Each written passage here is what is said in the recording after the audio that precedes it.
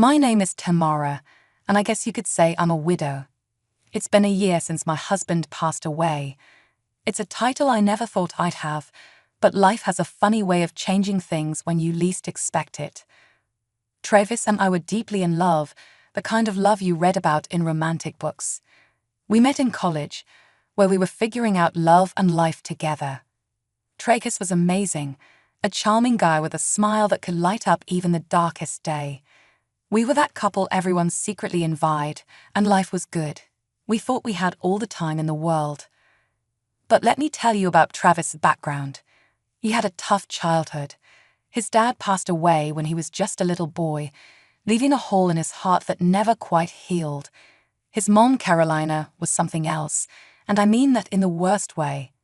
Instead of being there for Travis when he needed her, she was off chasing her own love stories. Travis was practically invisible to her. Carolina remarried a wealthy man named Frederic, who lived in a completely different world. She cut ties with Travis like he was nothing, focusing only on her new husband's money and the fancy life they had.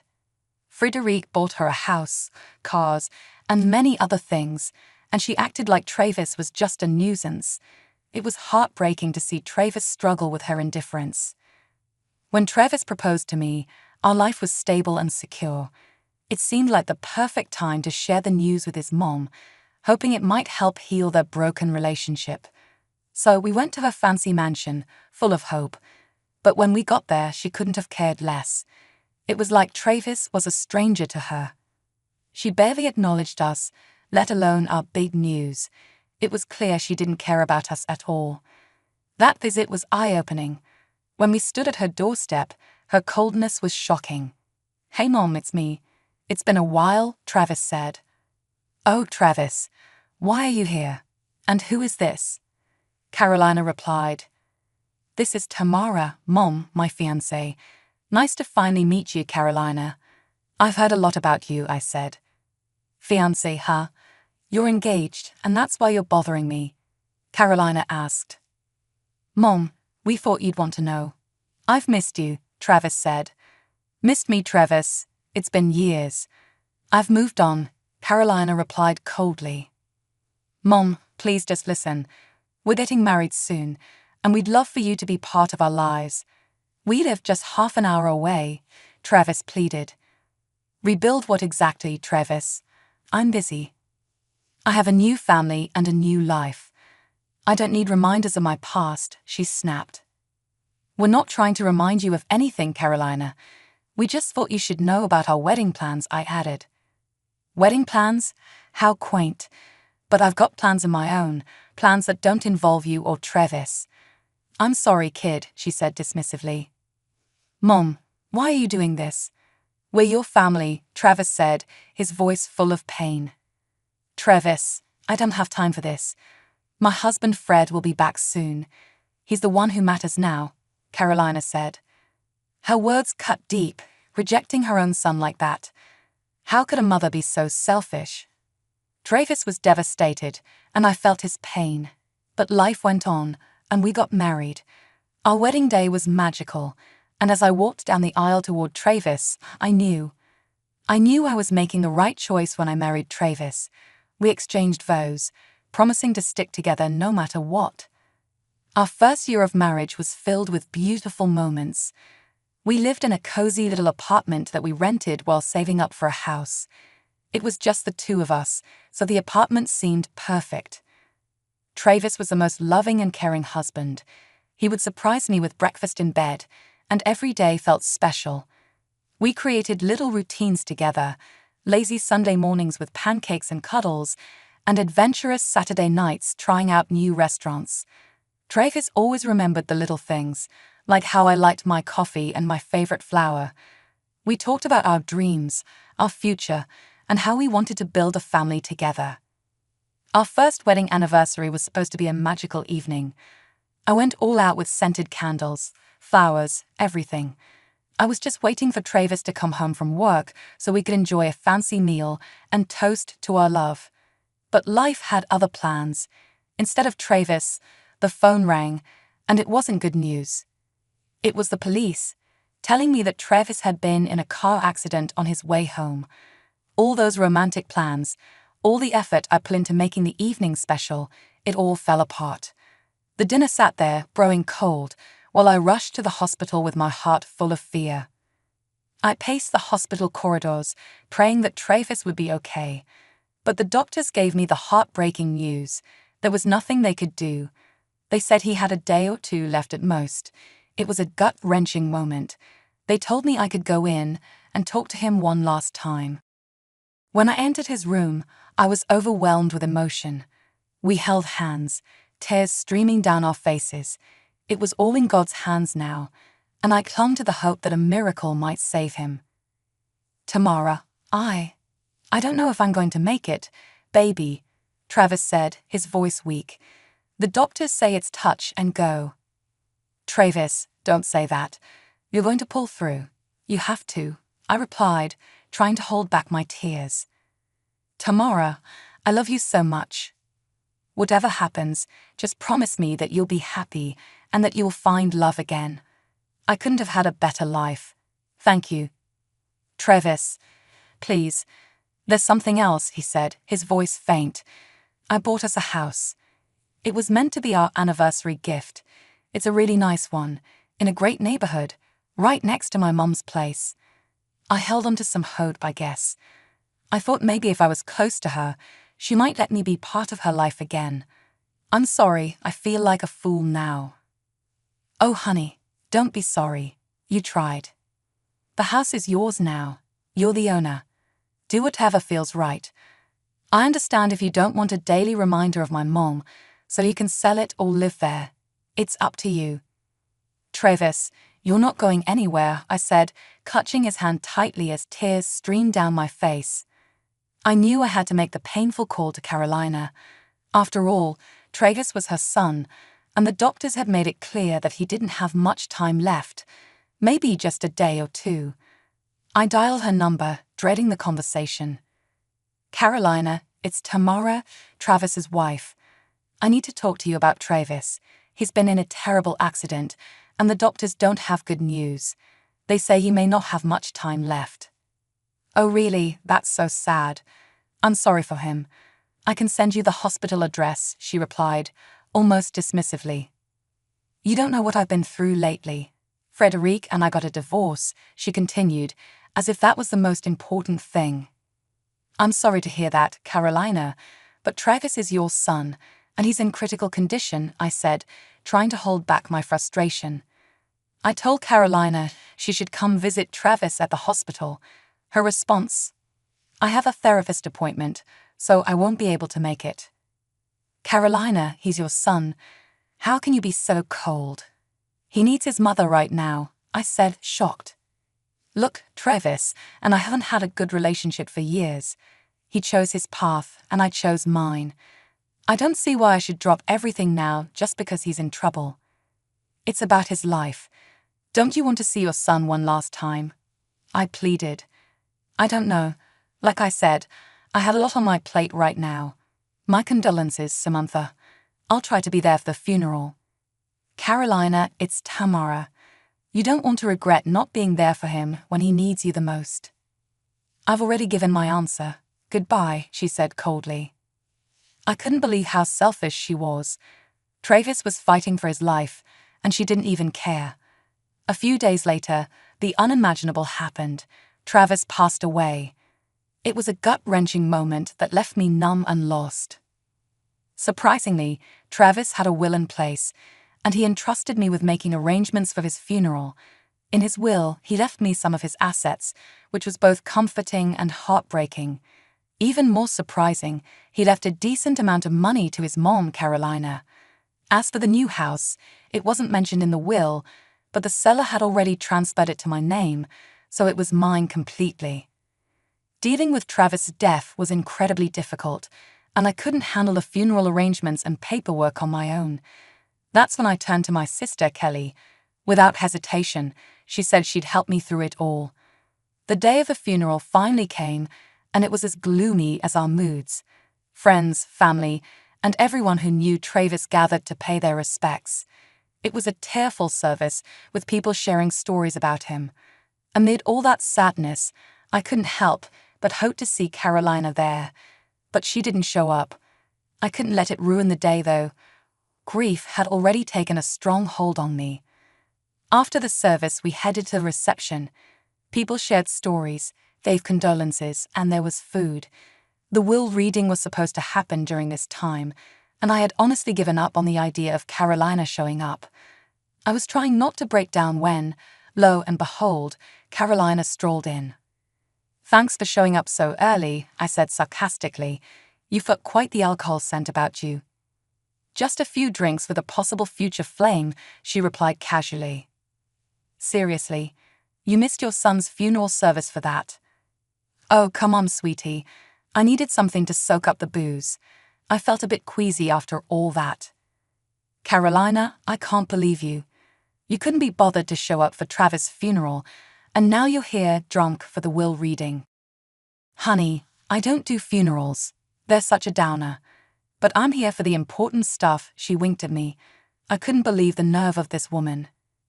Despite Carolina's outrageous behavior, it was time for the will reading, so I gathered everyone around. As the executor, I took a deep breath and began reading Travis' will. The room was filled with hushed anticipation, and Carolina seemed particularly eager. "Ladies and gentlemen, as the executor of Travis' will, I'm here to carry out his final wishes. Travis left behind some assets and his thoughts on how they should be distributed. Additionally, Travis allocated a separate account for his mother, Carolina. In it, he left a sum of $5,000. $5,000? That's all he left for me?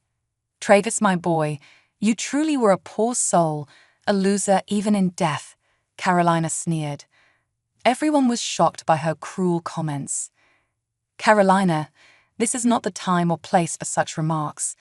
Travis had his reasons for what he chose to leave behind," I said firmly. "Seriously? Was he even a lawyer or just pretending? I can't believe he didn't have any property or savings and only had that little bit stashed away. It's like he was good for nothing. Looks like the poor guy died from poverty." "You're clearly drunk, Carolina. You should leave," I said, my patience wearing thin. "Oh, you bet I should leave.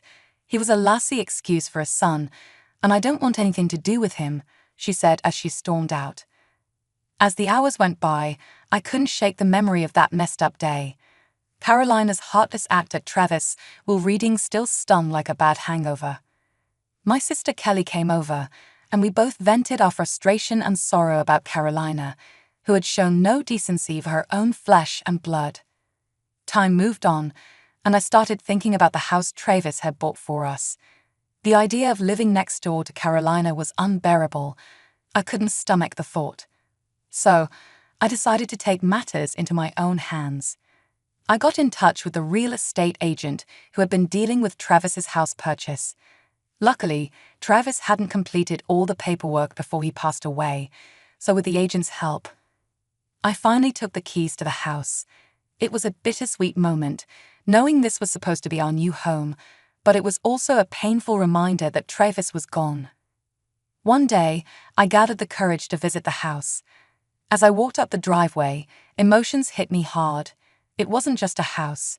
It was a mansion, much grander than I had expected. Next door, Carolina's house seemed tiny in comparison. I didn't expect to see such a huge, beautiful place. As I walked through the door of what was supposed to be our new home, I couldn't stop thinking about the life Travis and I could have built together. The pain was unbearable as I explored every corner of the house, haunted by memories of what could have been. I realized that I couldn't live there without Travis. Determined to sell the mansion, I stepped outside. That's when I heard a familiar voice. "What are you doing here?" "None of your business," I replied. "Oh my God, there was no house here some time ago. Don't tell me you're the buyer of this place. It would be the biggest joke on earth with that little money your fiancé left you. Can't you feel any sympathy for your own son, who talks like that?" "Sympathy for that loser. I should throw a party instead." "Carolina, can't you cut the insults? Travis is gone. Show a little bit of respect." "Respect? Travis was a fool, just like his father. You and he made quite a pair." Her words hit me hard, not just because they were harsh, but because she was his mom. Her cruel comments replayed in my head, making the pain worse. So I decided not to sell a house after all. I was going to move into the mansion, not just to show off or compete with Carolina, but because I needed a fresh start. Maybe this was what Travis wanted, so I decided to do it for both of us. Packing up my stuff from our old apartment was tough. Everything had a memory attached to it, a piece of Travis. I wrapped up his photos, his favorite books, and all the little things we had collected over the years. When I stepped into the new house, it felt like a dream Travis was supposed to be a part of. The day I settled into the new house, I knew what I had to do. I baked a batch of Travis's favorite blueberry muffins, put on a nice sundress, and headed next door to face Carolina. I wanted to give her the news myself. She opened the door. "Tamara, what on earth are you doing here? What is this?" "Hi, neighbor. I just moved in, and I thought I'd bring over some muffins I baked." "What? How? When? Why?" "Let me break it down for you, Carolina. Travis bought this house for us as an anniversary gift. He probably used his savings." "Travis did that. Why didn't I know about it?" "Because, Carolina, you were too busy with your new husband and counting his money." "Tamara, I didn't know." "Of course you didn't. You've always been absent, from not visiting Travis in the hospital during his last moments to skipping his funeral service and just showing up for the will reading. I made some mistakes.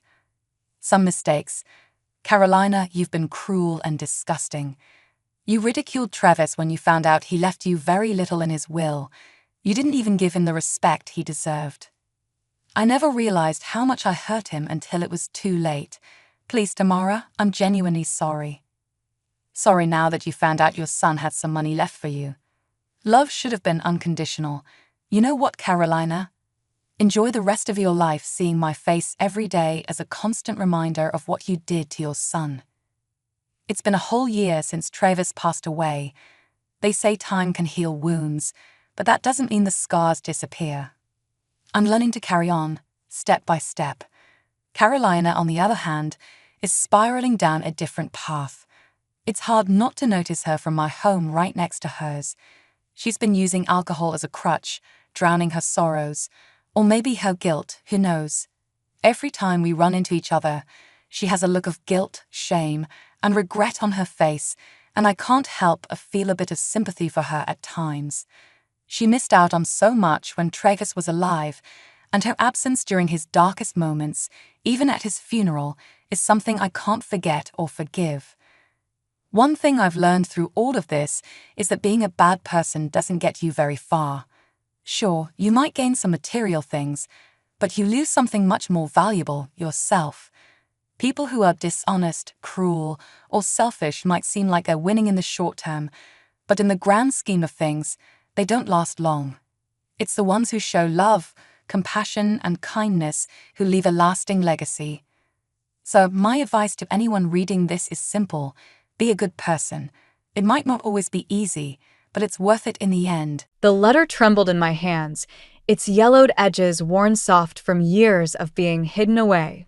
My grandparents' familiar handwriting blurred as tears welled in my eyes. The trust fund they'd set up for my education, nearly $500,000, had never reached me. Instead, I'd spent the last 2 years working at my parents' porcelain factory, my dreams of art school gathering dust like the china we sold. I heard the click of my mother's heels on the hardwood floor before she appeared in the doorway of her home office. "Lila, what are you doing in here?" "Looking for the truth," I said, holding up the letter. "How long were you planning to keep this from me?" Her perfectly painted lips tightened. "You shouldn't be going through private papers." "Private?" This letter was addressed to me. My voice cracked. From Grandma and Grandpa Harper. Before they died. She crossed the room in 3 quick strides, reaching for the paper. I pulled it away, backing up against the mahogany desk. "You're being dramatic," she said, smoothing her silk blouse. "Your father and I made the best decision for the family. The business needed." The business. I laughed, but it came out hollow. You mean the business that Desmond gets to run while I inventory teacups? Your brother has been groomed for that position since he was born with the right chromosomes?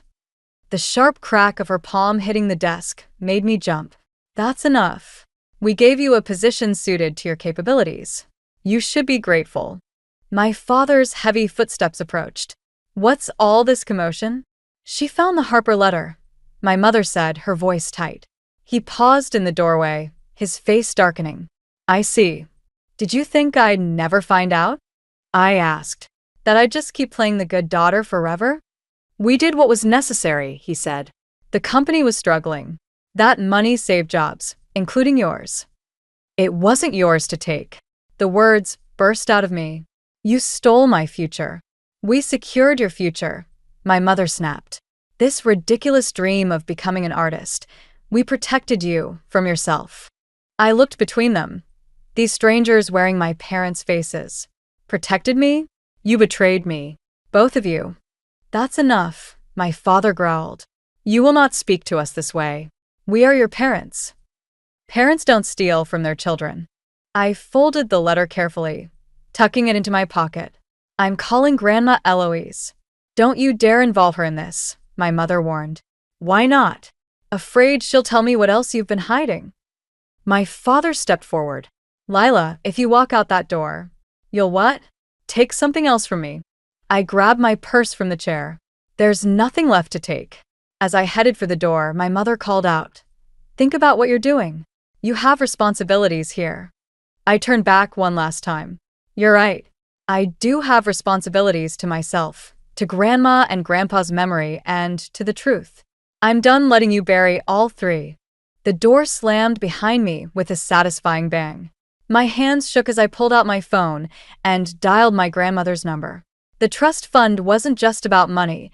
It was about choices, dreams, and the future my grandparents had wanted for me. A future my parents had stolen. As I waited for Grandma Eloise to answer, I watched the sunset paint the sky in fierce oranges and reds. Something inside me had shifted, hardened. My parents thought they'd buried my dreams along with that letter. They were about to learn how wrong they were. Grandma Eloise's kitchen smelled like cinnamon and possibility. 2 weeks had passed since I'd left my parents' house, and for the first time, I could breathe. I watched her roll out cookie dough, her hands steady despite her age. Your art school application arrived this morning, she said, cutting perfect circles with a biscuit cutter. It's sitting on your desk upstairs.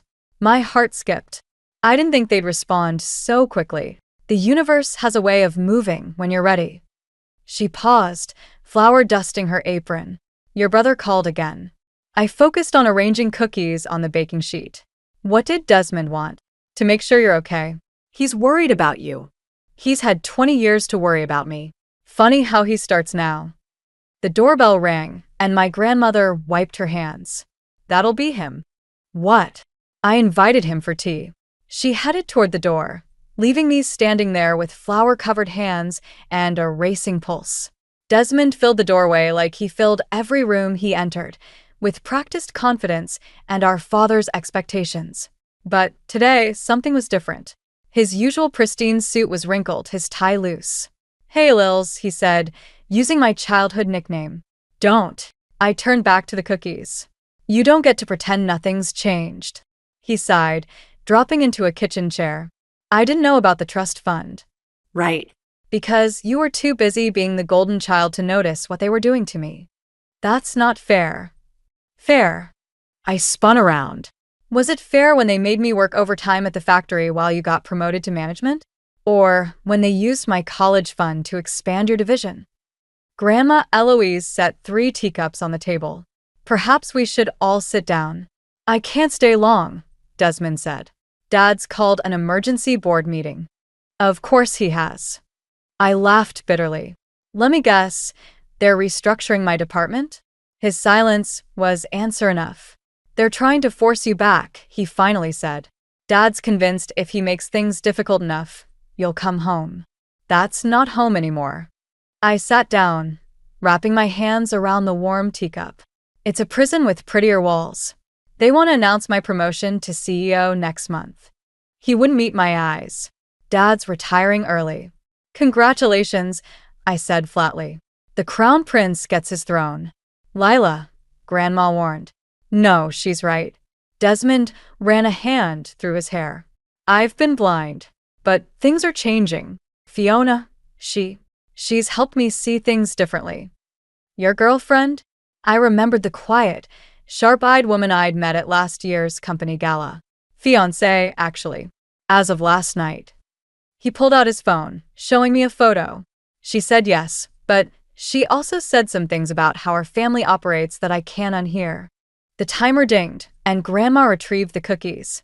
The sweet smell filled the kitchen, reminding me of simpler times. I have to go, Desmond stood.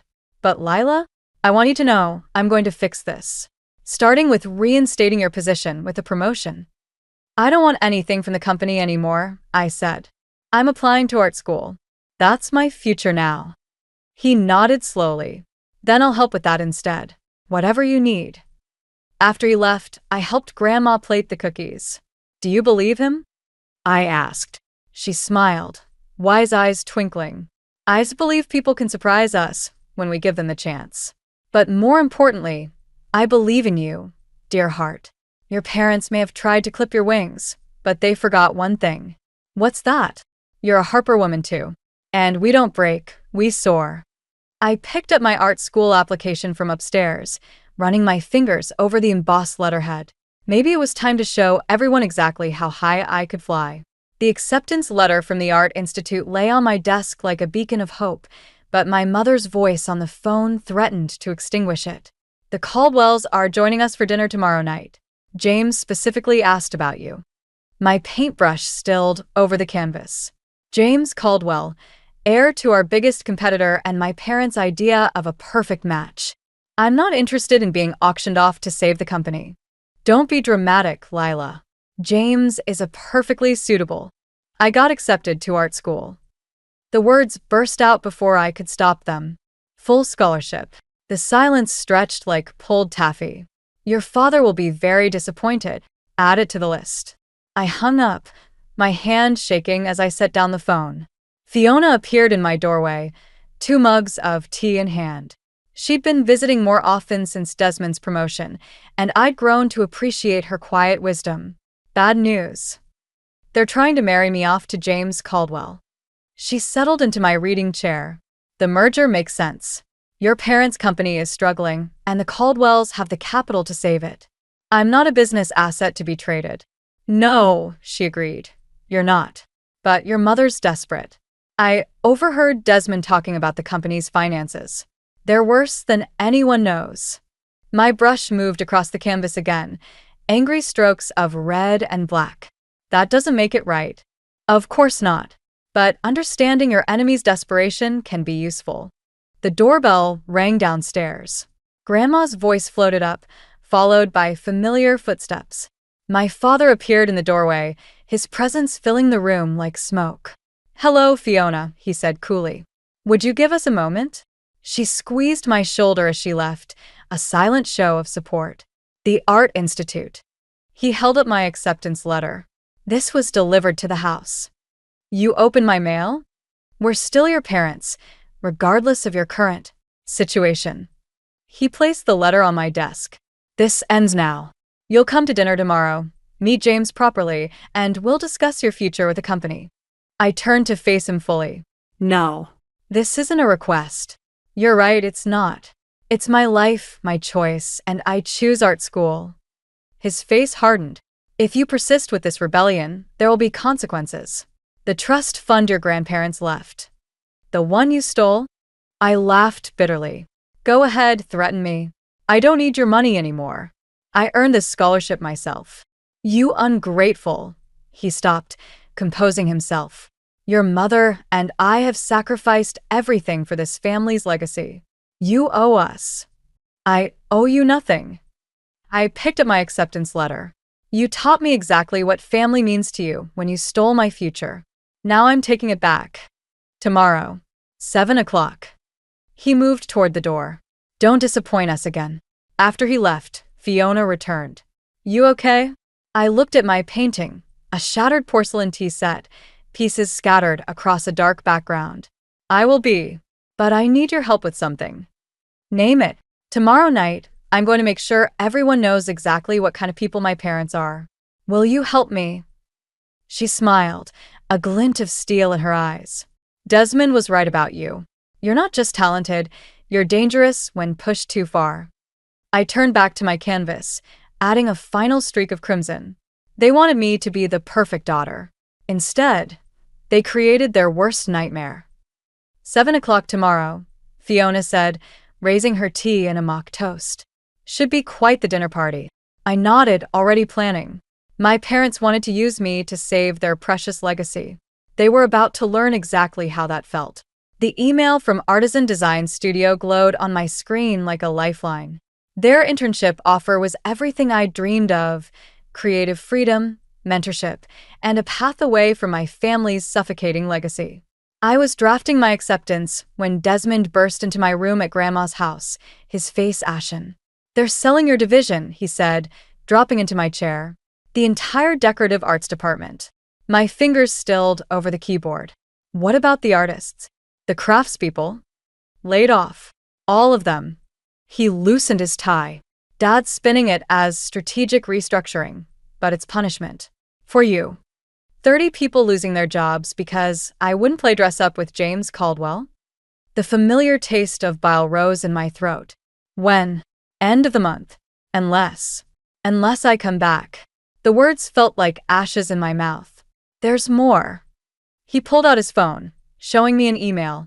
They're using the proceeds from the sale to fund a scholarship program. In your name. I laughed, sharp and hollow. Let me guess, for business students only? It's clever, really. They get to look generous while erasing everything you care about. My cursor blinked over the internship acceptance email. 30 families. 30 lives upended because I dared to want something different. Don't. Fiona appeared in the doorway, her voice firm. This is exactly what they want, to make you responsible for their choices. Those people trusted me, I said. Some have worked there for decades. And your parents are using that trust as a weapon. She sat on my bed. You can't save them by destroying yourself. Desmond stood, pacing. Maybe there's another way. The board meeting next week, if we could prove the division is profitable. It won't matter, I said, remembering my father's face at dinner. This isn't about money. It's about control. My phone buzzed, a text from Marcus, my old mentor from the decorative arts department. Emergency meeting called. Your father's here with security. They're clearing out our studios now. The room tilted.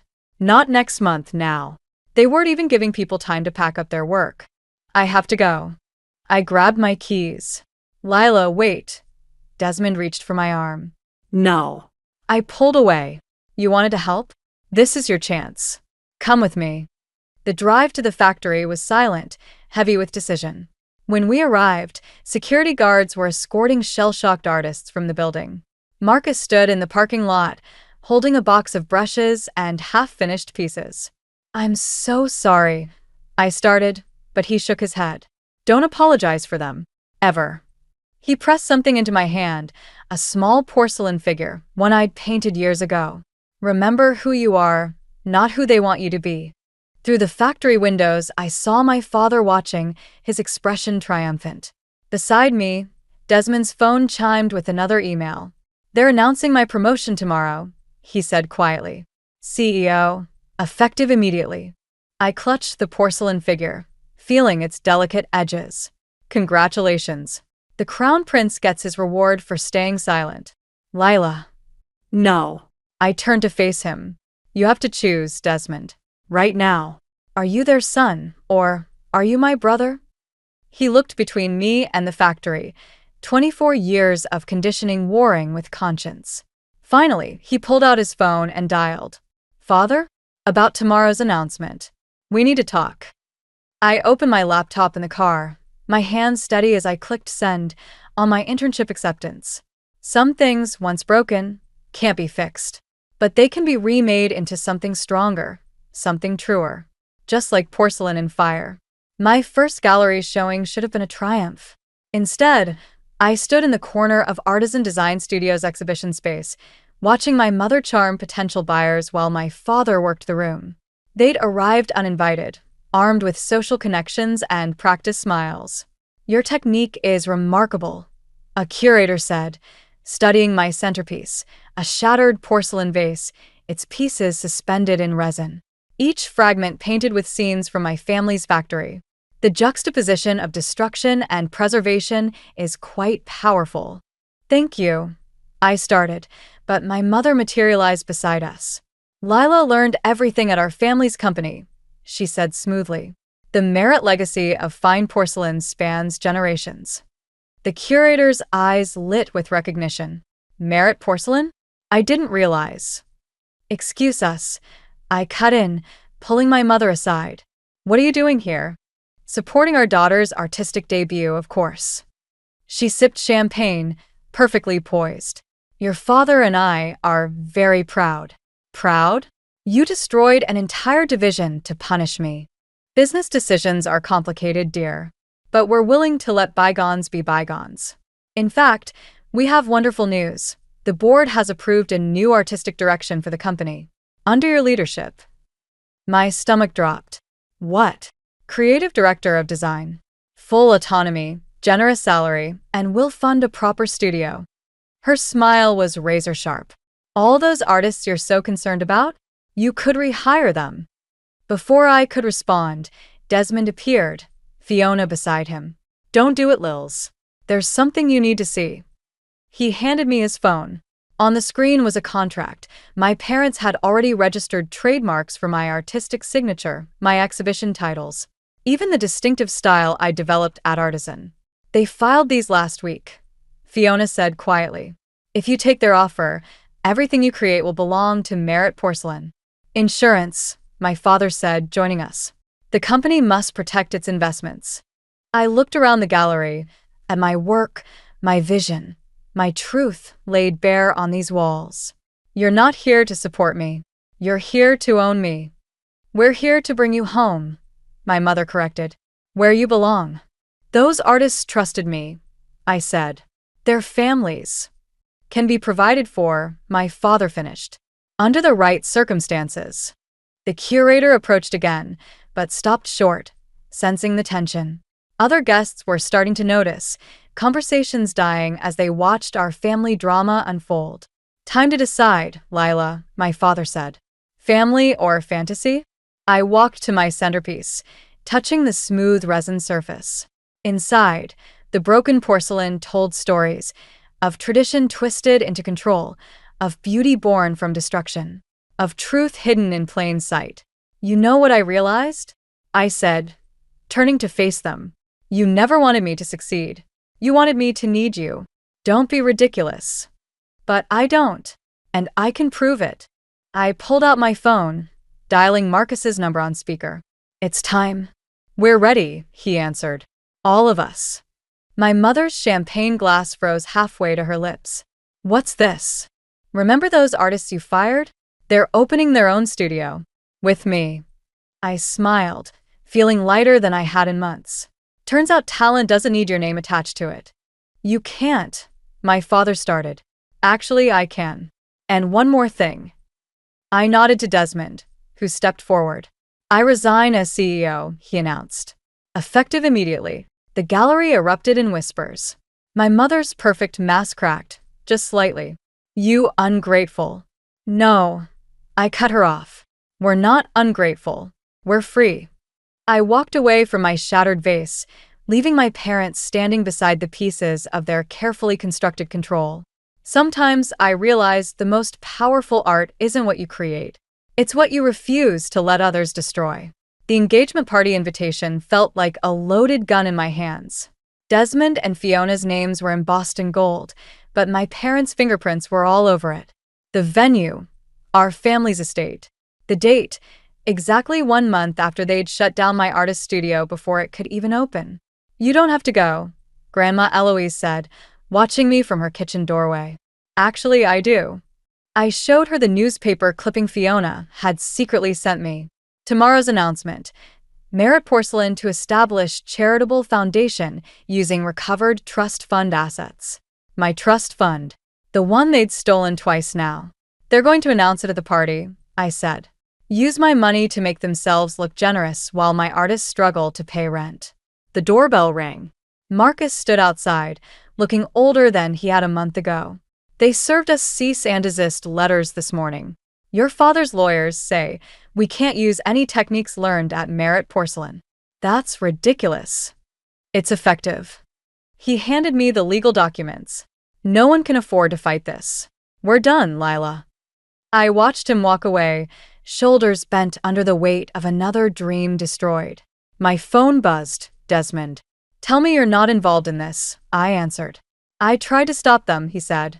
But they're using the engagement party to announce the foundation. Everyone who matters will be there. Including the artists they destroyed? His silence was answer enough. I'll be there, I said. But not for the reasons they expect. The night of the party, I arrived early, slipping into my father's study through the garden entrance. The foundation paperwork lay on his desk, everything documented, legally bulletproof. They'd learned from their first theft. Looking for something? I spun around. My mother stood in the doorway, elegant in midnight blue. How long have you been planning this? I asked. Since you tried to start that ridiculous studio. She stepped closer. Did you really think we'd let you destroy generations of tradition with your artistic rebellion? Those people trusted me. Those people were beneath you. We simply helped you remember your place. She smiled, cold and precise. The foundation announcement will fix everything. The press will love it. The prodigal daughter's inheritance used to benefit the community. It's not yours to use. No. She pulled out her phone, showing me photos, my artists accepting checks, signing documents. Amazing what people will agree to when they're desperate. They've all signed away their rights. Your little revolution is over. The room spun. Every move I'd made, they'd countered. Every person I'd tried to help, they'd bought or broken. Face it, darling, she said, straightening my collar with false tenderness. You can't beat us at this game. We invented it. Voices drifted up from the garden. Guests arriving. Champagne flowing. Soon they'd all gather to celebrate love and generosity, never seeing the strings controlling every moment. The announcement is in 30 minutes, my mother said. Be there. Smile. Show everyone what a united family we are. She paused at the door. Oh, and Lila? That art school acceptance you're so proud of? Board members' children get priority. Shame about next semester's funding cuts. She left me standing in my father's study, surrounded by evidence of their perfect plan. They'd taken everything, my inheritance, my artists, my future. Even Desmond's engagement had become another weapon in their arsenal. I picked up a crystal paperweight from my father's desk, feeling its familiar weight. One throw could shatter the window, crack their perfect facade. But that's what they expected: rage, rebellion, something they could control. Maybe it was time to play a different game entirely. The engagement parties sparkled with calculated perfection. Crystal glasses clinked, society photographers circled, and my mother presided over it all like a queen at court. I watched from the garden's edge as my father took the stage, tapping his glass for attention. Before we celebrate Desmond and Fiona's union, he began, we have another announcement. Fiona caught my eye across the crowd, giving a slight nod. My phone buzzed, a message from Marcus. We're here. Merit Porcelain has always believed in giving back, my father continued. Today, we're proud to announce the establishment of the Lila Merit Foundation for the Arts. Gasps and applause rippled through the crowd. I stepped forward, my voice cutting through the noise. How generous of you to give away something that isn't yours.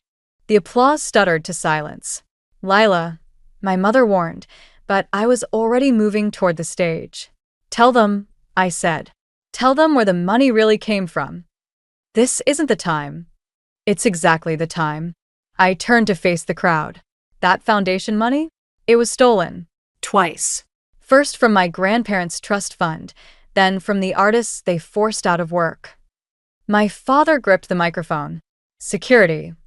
Won't be necessary. Marcus emerged from the shadows, followed by dozens of others, my artists, each carrying their work. They lined the garden paths, silent testimonies to what had been destroyed. "What is this?" my mother hissed. "This is your legacy," I said. "Not porcelain. People." Desmond stepped forward, Fiona beside him. "She's right. I've seen the documents, the real ones. Everything they're announcing tonight was built on theft."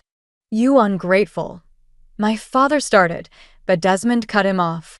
"No, Dad. "We're not the ungrateful ones." He pulled out a folder. "These are my resignation papers. And this," he held up a USB drive, "is every email, every document showing how you systematically stripped Lila's inheritance and used it to manipulate us both." The crowd murmured. Phones appeared, recording everything. "You're bluffing," my mother said, but her perfect mask was cracking. "Am I?" I nodded to Marcus, who projected images onto the garden wall. Emails, contracts, bank transfers. Grandma Eloise kept copies of everything. She was waiting for the right moment. My father lunged for the microphone, but his words died as another figure stepped forward. James Caldwell. "The Caldwell family is withdrawing our merger offer," he announced. "We don't partner with companies built on fraud." The garden erupted in chaos. Photographers' flashes exploded like lightning, capturing my parents' carefully constructed world crumbling in real time. "You've destroyed everything," my mother whispered. "No," I corrected her. "I've exposed everything. There's a difference." Desmond took the stage. "The engagement party is over, but something else is beginning." He turned to the artists. "My first act as former CEO is to transfer the commercial rights of Merit Porcelain's traditional designs to their original creators. Effective immediately."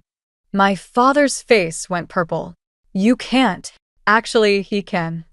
Fiona held up her phone. "The board just voted. They're not interested in a scandal." I walked to Marcus, taking a piece of his work, a delicate tea set painted with scenes of rebellion hidden in classical designs. "This is what real legacy looks like. Not control. Not manipulation. Art." The guests began to leave, their whispers building into a storm that would reshape everything. My parents stood frozen on their perfect stage, finally understanding what they'd lost. "Come on," Desmond said, putting an arm around me. "Let's go home." "Home," he smiled. "Grandma's making tea." We left our parents in their empty garden, surrounded by the ruins of their empire.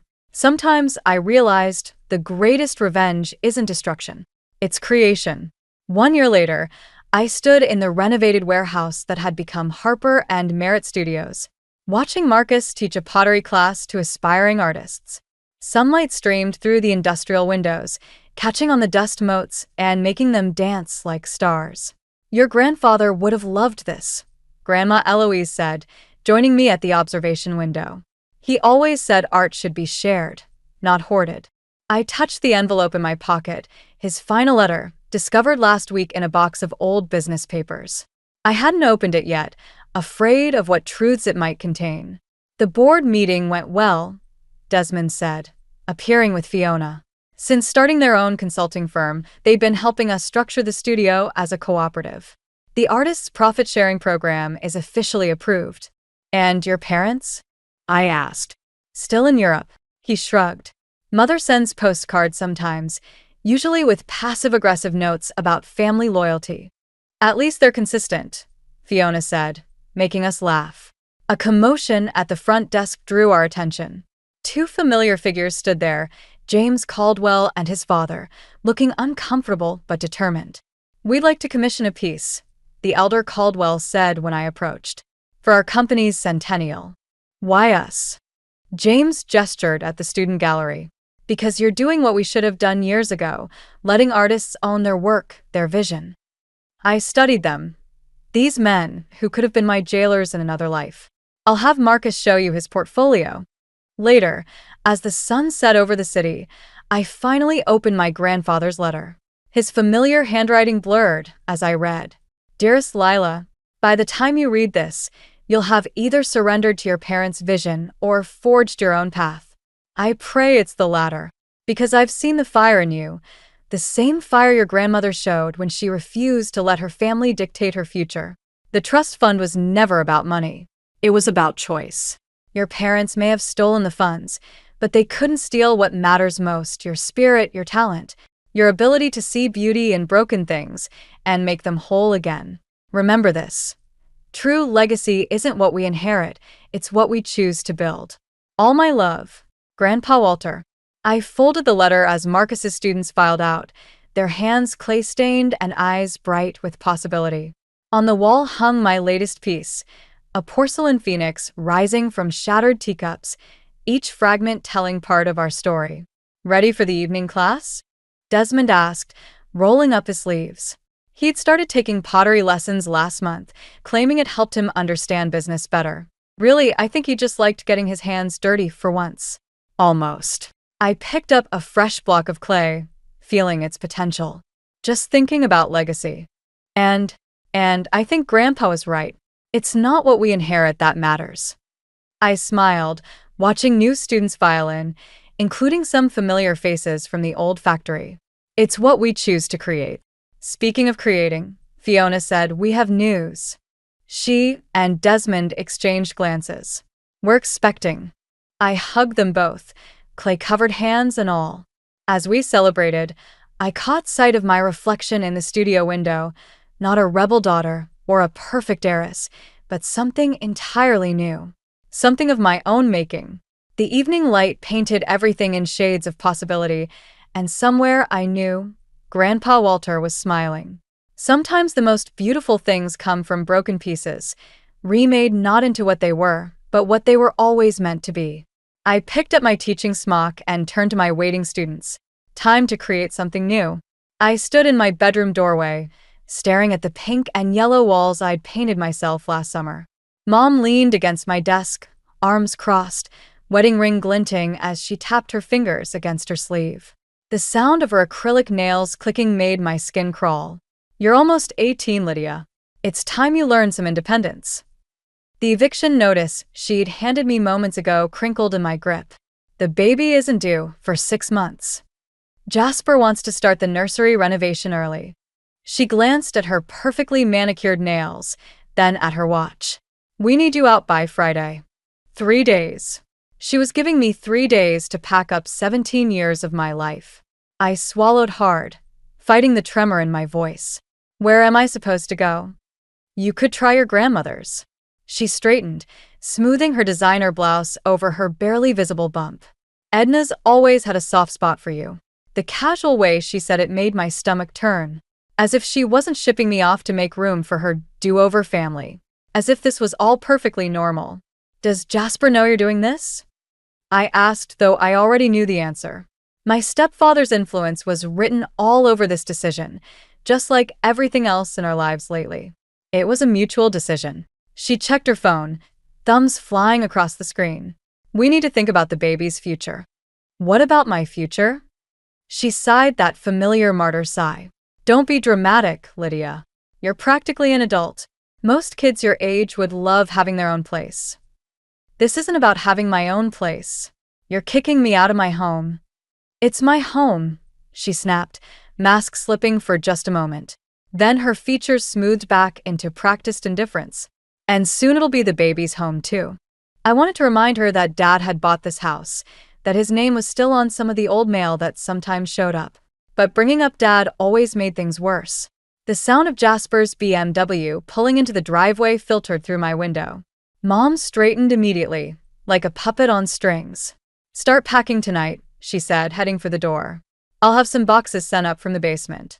Mom, I called after her, hating how small my voice sounded. She paused but didn't turn around.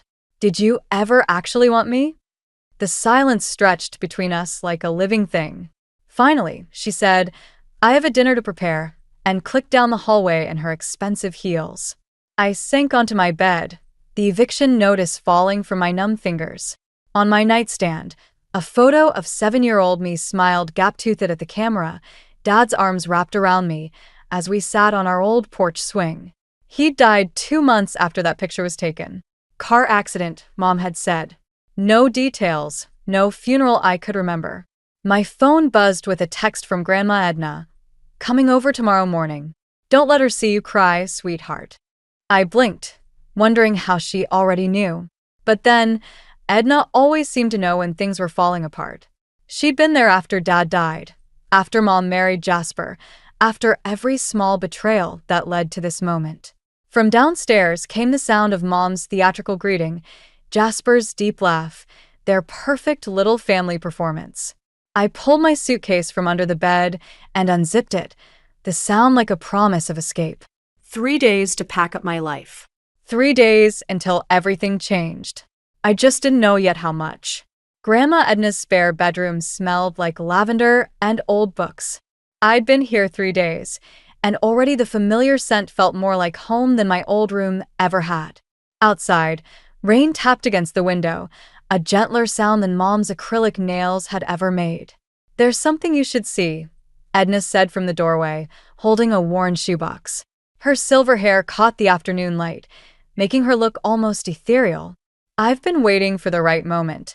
I set down the novel I'd been pretending to read. More family photos? Letters. She placed the box on my bed, her hands lingering on the lid. "From your father's parents." My heart stuttered.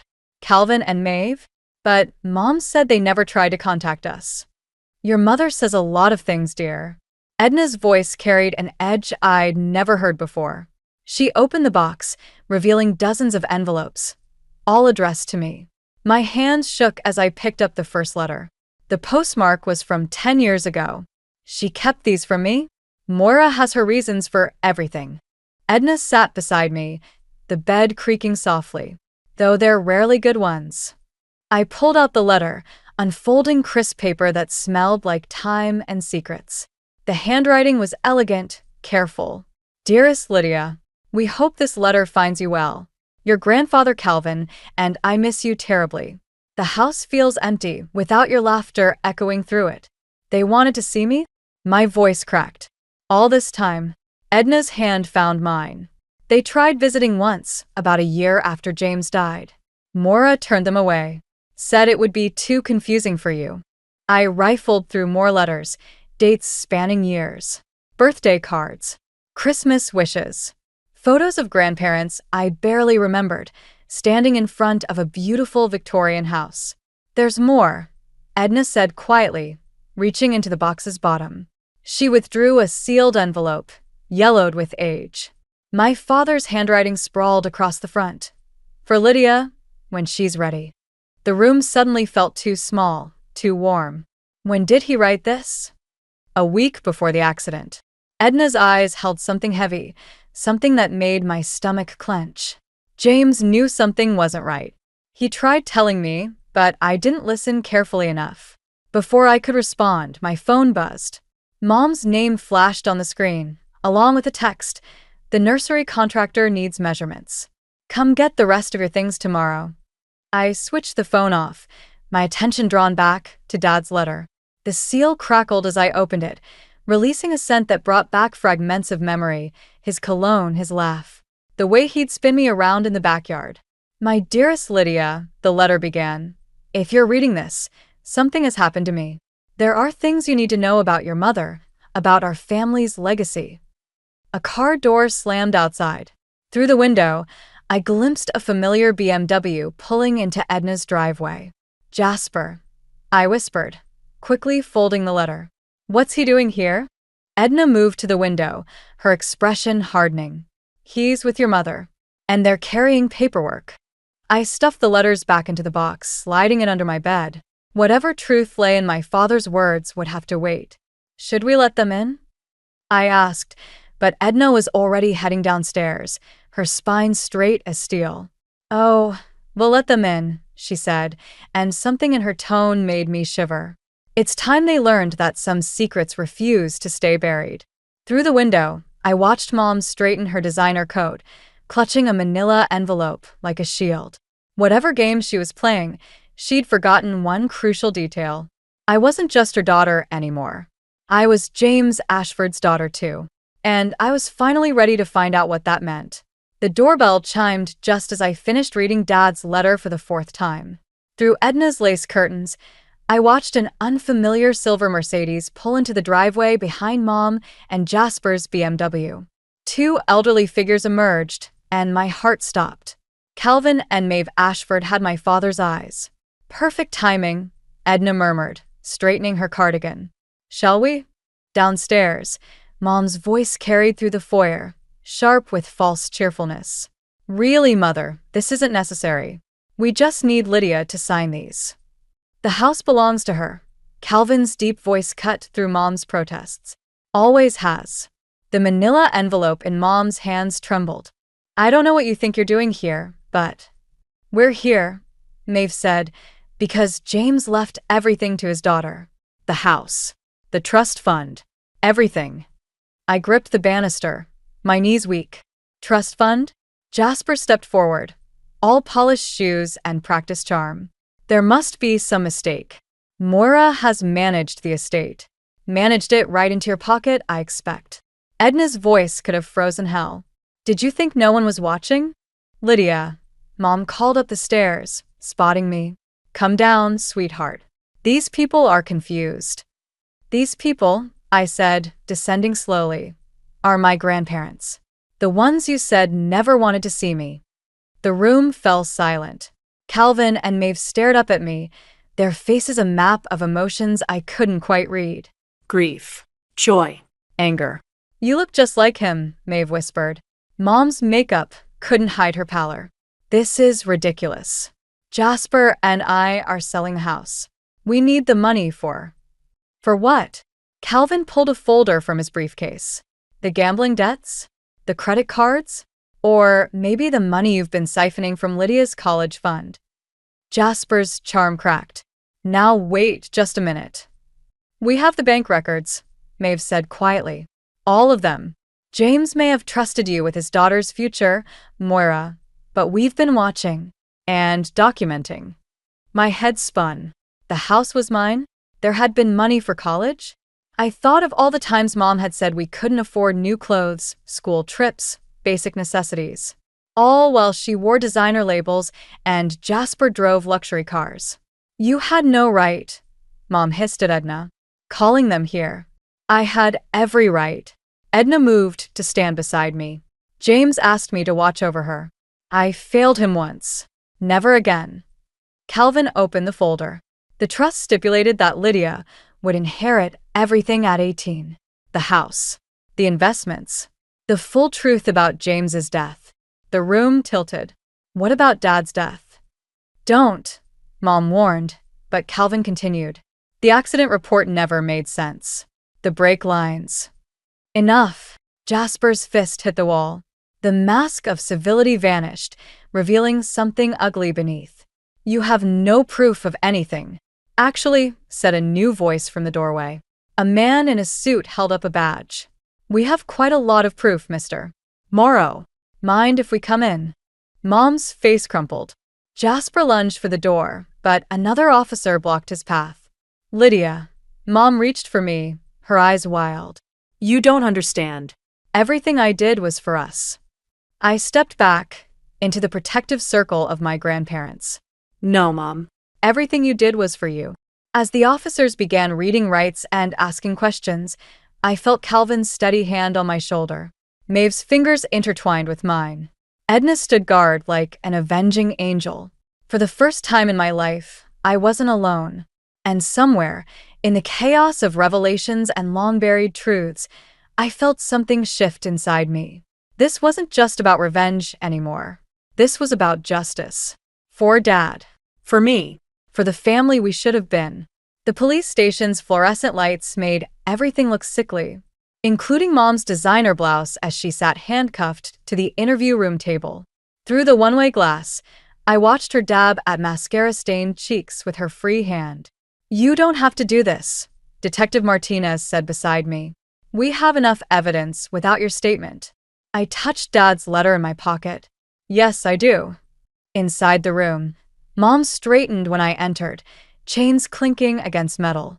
Lydia, thank God. Tell them this is all a misunderstanding. Tell them. Did Jasper tamper with Dad's brakes, or did you? The question hung between us like a loaded gun. Mom's perfectly manicured fingers trembled against the table. Is that what they told you? Her voice cracked. Calvin and Maeve never understood our situation. Your father was going to leave us with nothing. He left me everything. Because he didn't trust me. The mask slipped, revealing something raw beneath. I was 21 when I had you. He controlled every penny, every decision. Then he started asking questions about the missing money. What missing money? She pressed her lips together, a gesture I'd seen 1,000 times before bad news.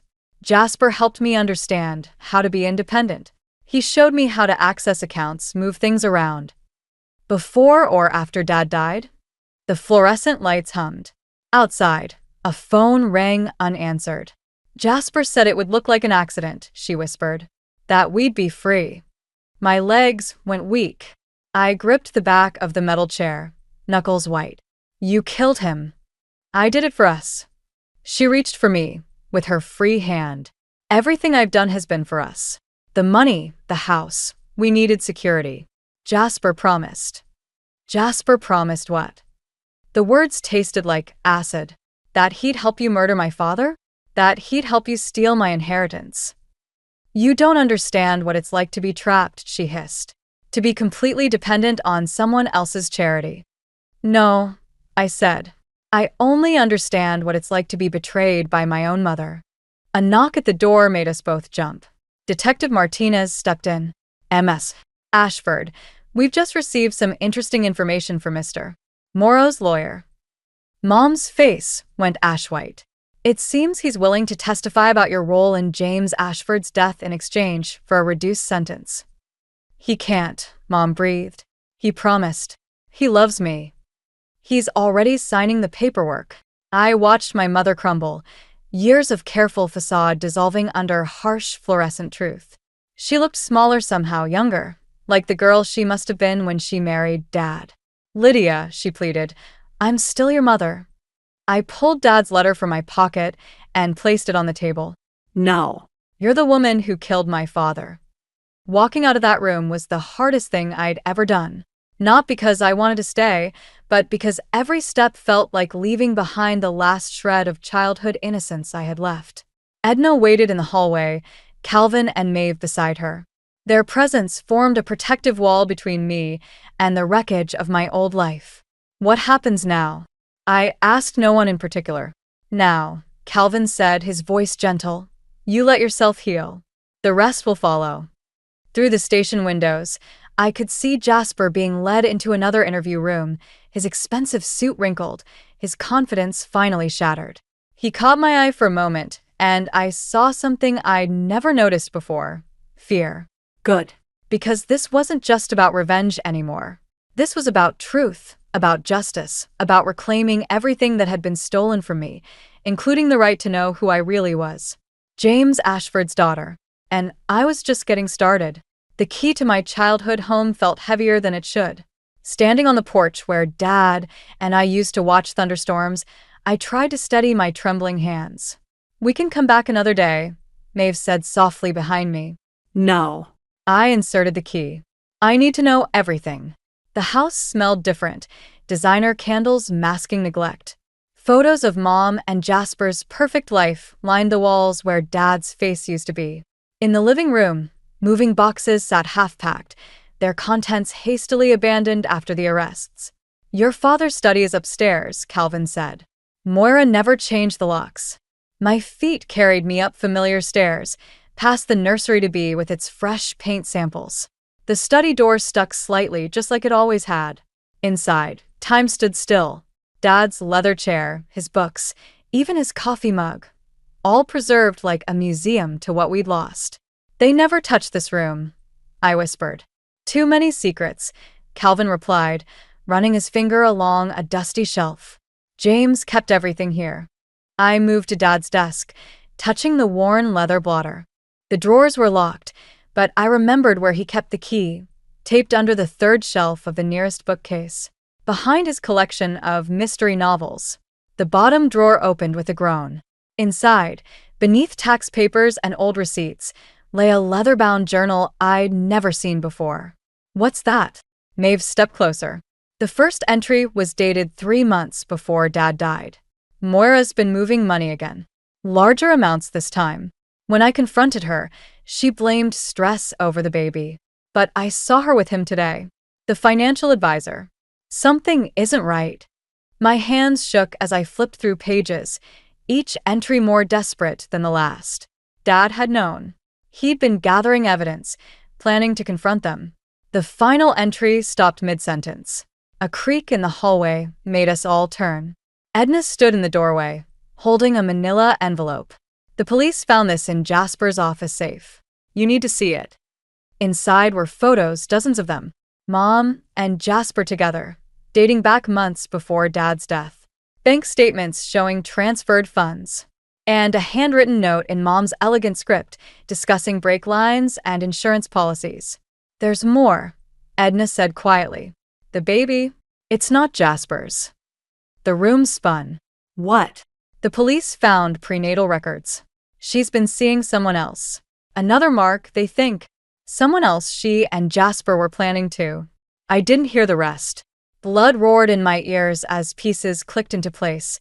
Mom's sudden pregnancy, the rushed eviction, the desperate grab for my inheritance. They'd been planning to do it again. Lydia. Maeve touched my arm. I shrugged her off, moving to the window. Outside, spring flowers Dad had planted bloomed in neat rows, oblivious to the rot beneath the surface. I want to see her, I said. The police advised against. I need to know why. My reflection in the window looked older, harder. I need to hear her say it. She'll try to manipulate you, Calvin warned. Like she always has. I know. I clutched Dad's journal to my chest. But this time I have the truth. Behind me, my grandparents exchanged worried looks. Edna stepped forward, determination in her stance. Then we do this right, she said. We show her exactly who you've become. Not just James's daughter, but your own person. Someone stronger than her lies. The journal's leather was warm against my heart, like Dad's embrace used to be. In my mind, I could almost hear his voice. The truth always comes out, Lydia Bug. Always. Tomorrow, I would face my mother one last time. Not for revenge anymore, but for something more important. Justice. For Dad. For the life she stole. For the person I was meant to be. And this time, I wouldn't be the one breaking. The prison visiting room smelled like industrial cleaner and despair. Mom sat across from me in her orange jumpsuit, hands folded neatly, as if we were having tea in our living room. The bruise-like circles under her eyes were the only crack in her perfect mask. I hear congratulations are in order, she said, gesturing to the manila envelope I'd brought. You've inherited quite a fortune. Did you know Dad suspected you? I placed his journal on the table between us. He wrote everything down. Her fingers twitched. James was paranoid near the end, imagining conspiracies. Like you and Jasper planning his murder? A guard shifted nearby, watching us carefully. Mom's mask slipped for just a moment, revealing something dark underneath. Jasper's lying to save himself, she said. You can't believe. I found the prenatal records. The words felt like glass in my throat. The baby isn't his, is it? Just another mark, another target. She leaned forward, voice dropping. Everything I did was for us. To secure our future. James would have left us with nothing. He left me everything. I pushed Dad's journal closer. The house. The trust fund. Everything you and Jasper stole. We borrowed, she corrected. Temporarily. Once the new plan worked out. The new plan? My laugh sounded hollow. You mean your new victim? The baby's father? Something shifted in her eyes. Not guilt, but calculation. You don't understand what it's like to be trapped, Lydia. To have nothing of your own. You're right. I opened the journal to the last entry. I don't understand planning a murder. Or stealing from your own child. Or. I protected you. Her voice cracked like a whip. Everything I did was to make us stronger. James would have turned you against me, just like he turned his parents. By telling them the truth? The truth. She laughed, bitter and sharp. The truth is I was 21 and desperate when I met your father. The truth is he controlled everything, the money, the house, our lives. The truth is I refused to let that happen to you. So you killed him instead? Her silence was answer enough. And now? I pressed. What was the plan for your new mark? The same accident? The same insurance payout? She straightened, smoothing her jumpsuit like it was designer silk. You're more like me than you think, Lydia. That fire, that determination, you didn't get that from James. I'm nothing like you. No. Her smile was razor sharp. Then why are you here? Seeking answers, demanding justice. It's all about control, isn't it? Just like me. The room tilted sideways. I gripped the table edge, fighting nausea. The difference is, she continued, I was willing to do whatever it took. You're still playing by their rules, being the good girl, just like James wanted. Stop. You want to know the real truth? She leaned closer, voice soft as a snake's hiss. James knew about the brake lines. He could have fixed them, but he was so focused on proving my guilt, on maintaining control, that he got careless. His death wasn't just my fault. It was his own pride that killed him. The guard stepped forward. Time's up. I stood on shaking legs, gathering Dad's journal. Mom caught my wrist, her grip surprisingly strong. You can hate me all you want, she said. But remember, you're my daughter too. That darkness you're feeling?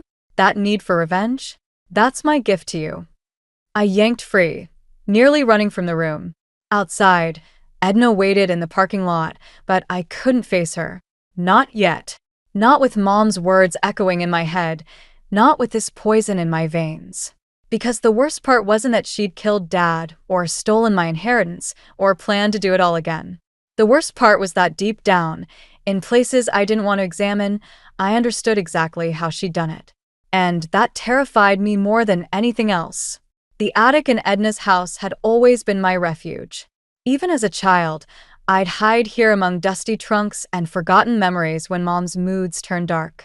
Now, sorting through old boxes to distract myself from yesterday's prison visit, I found something that made my hands freeze.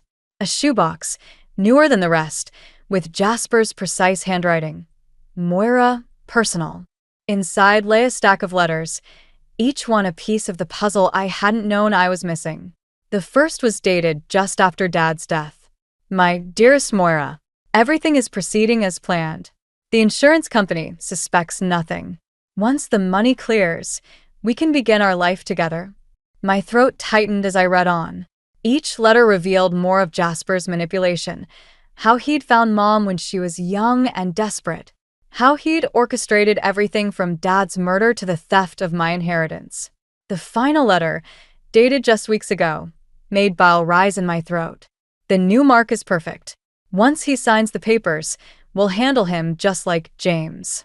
But first, we need to deal with Lydia. She's becoming a liability. I thought I might find you here. I whirled around. Edna stood in the attic doorway, holding a familiar manila envelope. There's something you need to see, she said, joining me on the dusty floor. The police found this in Jasper's office safe this morning. Inside were photos, dozens of them. Not just of Mom and Jasper, but other women, other marks, other victims. He's done this before, I whispered. 3 times.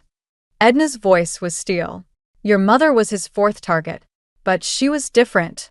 She had you. And that made her useful. The pieces clicked into place. A grieving widow with a young daughter would look more sympathetic to insurance companies. Jasper's facing multiple murder charges now. Edna touched my hand. Moira, she's agreed to testify against him. I stared at the letters, at the evidence of years of manipulation. She still killed Dad. Yes. Edna's grip tightened. But maybe understanding why doesn't have to destroy you. My phone buzzed, a text from Detective Martinez. Morrow talking. Claims Moira was coerced. Want to hear his confession? I stood, letters clutched to my chest. I need to see him. Lydia. Not for revenge. The word tasted different now, less like justice and more like poison. For answers. An hour later, I sat across from Jasper in the interrogation room. His expensive suit was gone, replaced by prison orange that made him look smaller, older. Come to gloat. His smile was still sharp, but the edges were fraying. I placed the letters on the table. Come to understand. He glanced at the letters, then back at me. Found my insurance policy, did you? Found your confession. I met his gaze steadily. You used her, like all the others. She was willing to be used. His mask slipped, just for a moment. Your mother wanted power, control. I simply showed her how to take it. By killing innocent people? By eliminating obstacles. He leaned forward. Just like you've been doing. We're not so different. The difference, I cut him off, is that I choose who I want to be. Mom didn't have that choice with you, but she does now. Understanding dawned in his eyes as I stood. The testimony. Goodbye, Jasper. I walked to the door, then paused. Oh, and those letters? Copies are already with the DA. Your insurance policy just became hers. His mask shattered completely, revealing the desperate man beneath. But I didn't stay to watch. I had somewhere else to be. Mom was waiting in her own interrogation room, ready to tell the truth at last. And I was ready to listen, not for revenge, but for healing. For both of us. The morning sun streamed through Dad's study windows, casting long shadows across boxes labeled donations and keep. 6 months had passed since the trials, since Mom's reduced sentence and Jasper's life imprisonment. Now, standing in my childhood home, my home, I finally felt ready to sort through the remnants of our fractured past. Found something you might want to see, Calvin said from the doorway, holding a leather-bound book I'd never seen before. It was behind your father's desk. Must have fallen years ago. The book's spine cracked as I opened it, releasing the scent of Dad's cologne. Inside, his familiar handwriting filled the pages. Not financial records or evidence, but stories. Stories about me. My Lydia bug took her first steps today. I read aloud, throat tight. Right across my office, straight into my arms. Moira says I'm spoiling her, but how can I not? She's the best of both of us. James wrote in that journal every day, Maeve said, joining us. He wanted you to have a record of how much you were loved. A knock echoed through the house. Through the window, I saw Mom standing on the porch, looking smaller in her prison-issued clothes, her baby bump now visible. Our weekly supervised visits had become a careful dance of truth and reconciliation. I'll get it, Edna said, already heading downstairs. I tucked the journal under my arm and followed. Mom stood in the foyer, hands clasped, eyes taking in the changes I'd made to the house. New paint, old family photos restored to their places. Dad's presence honored rather than erased. The roses are blooming, she said softly. James would have loved that. I used his gardening notes. I gestured to the backyard. Found them in his study. She nodded, then reached into her pocket. I have something for you. From before. It was a photograph, creased and worn. Mom and Dad on their wedding day, both laughing at something off camera. They looked so young, so unburdened. We were happy once, she said, before fear and greed poisoned everything. Before I let Jasper convince me that happiness meant having control. Mom, let me finish. She straightened, echoing her old confidence, but without the manipulation behind it. I'll never forgive myself for what I did to your father. But I'm learning to be someone worthy of having a daughter like you. I studied the photograph, seeing us all clearly for the first time. Dad's dreams for my future, Mom's desperate choices, my own journey through anger and understanding. I'm keeping the house, I said, and starting college in the fall. Business and forensic accounting, Edna added proudly, following in James's footsteps. Mom's eyes welled up. He would have been so proud. I know. I touched Dad's journal. I'm learning that every day. The doorbell rang again, Detective Martinez, right on schedule to end our visit. But before Mom left, I had one more thing to say. I'm naming the baby, I told her, since you'll be away when she's born, if you want. She pressed her hands to her stomach, tears falling freely now. You do that. Hope, I said. Her name will be Hope. After she left, I returned to Dad's study, where my grandparents waited. The afternoon light had shifted, illuminating the photo wall I'd created. Dad and me on the porch swing, Calvin and Maeve at my graduation, Edna teaching me to bake, and now this wedding photo, a reminder of how love and darkness could exist in the same heart. I opened Dad's journal to its final pages, expecting another end. Instead, I found a beginning. My dearest Lydia, whatever happens, remember this. Your heart is your own. Not a legacy of pain or pride, but a choice you make every day. Choose love. Choose healing. Choose hope. Always. Dad. And finally, I understood. This wasn't just a story about revenge or justice. It was about choosing who we become, one truth at a time. I stood in the hallway, my small fingers pressed against the dining room door, watching my parents through the crack as they toasted with champagne. The crystal glasses clinked, and my mother's laughter floated through the air like music, a sound I hadn't heard in months. "To our son," my father said, his voice warm with pride. "To Noah." I was 6 years old when I learned that love could be measured, divided, and reallocated like pieces of cake at a birthday party. My name is Lydia, and that night marked the beginning of my slow descent into invisibility. "He'll be perfect," my mother said, her hand resting on her swollen belly. "Everything we've always wanted." The words struck me like tiny daggers. I watched them share secret smiles across the table, their faces glowing with a joy I'd never seen directed at me. The fancy china was out, the set reserved for special occasions, and Mother had even lit the expensive candles she usually saved for Christmas. "Should we call Lydia down?" my father asked, almost as an afterthought. Mother shook her head.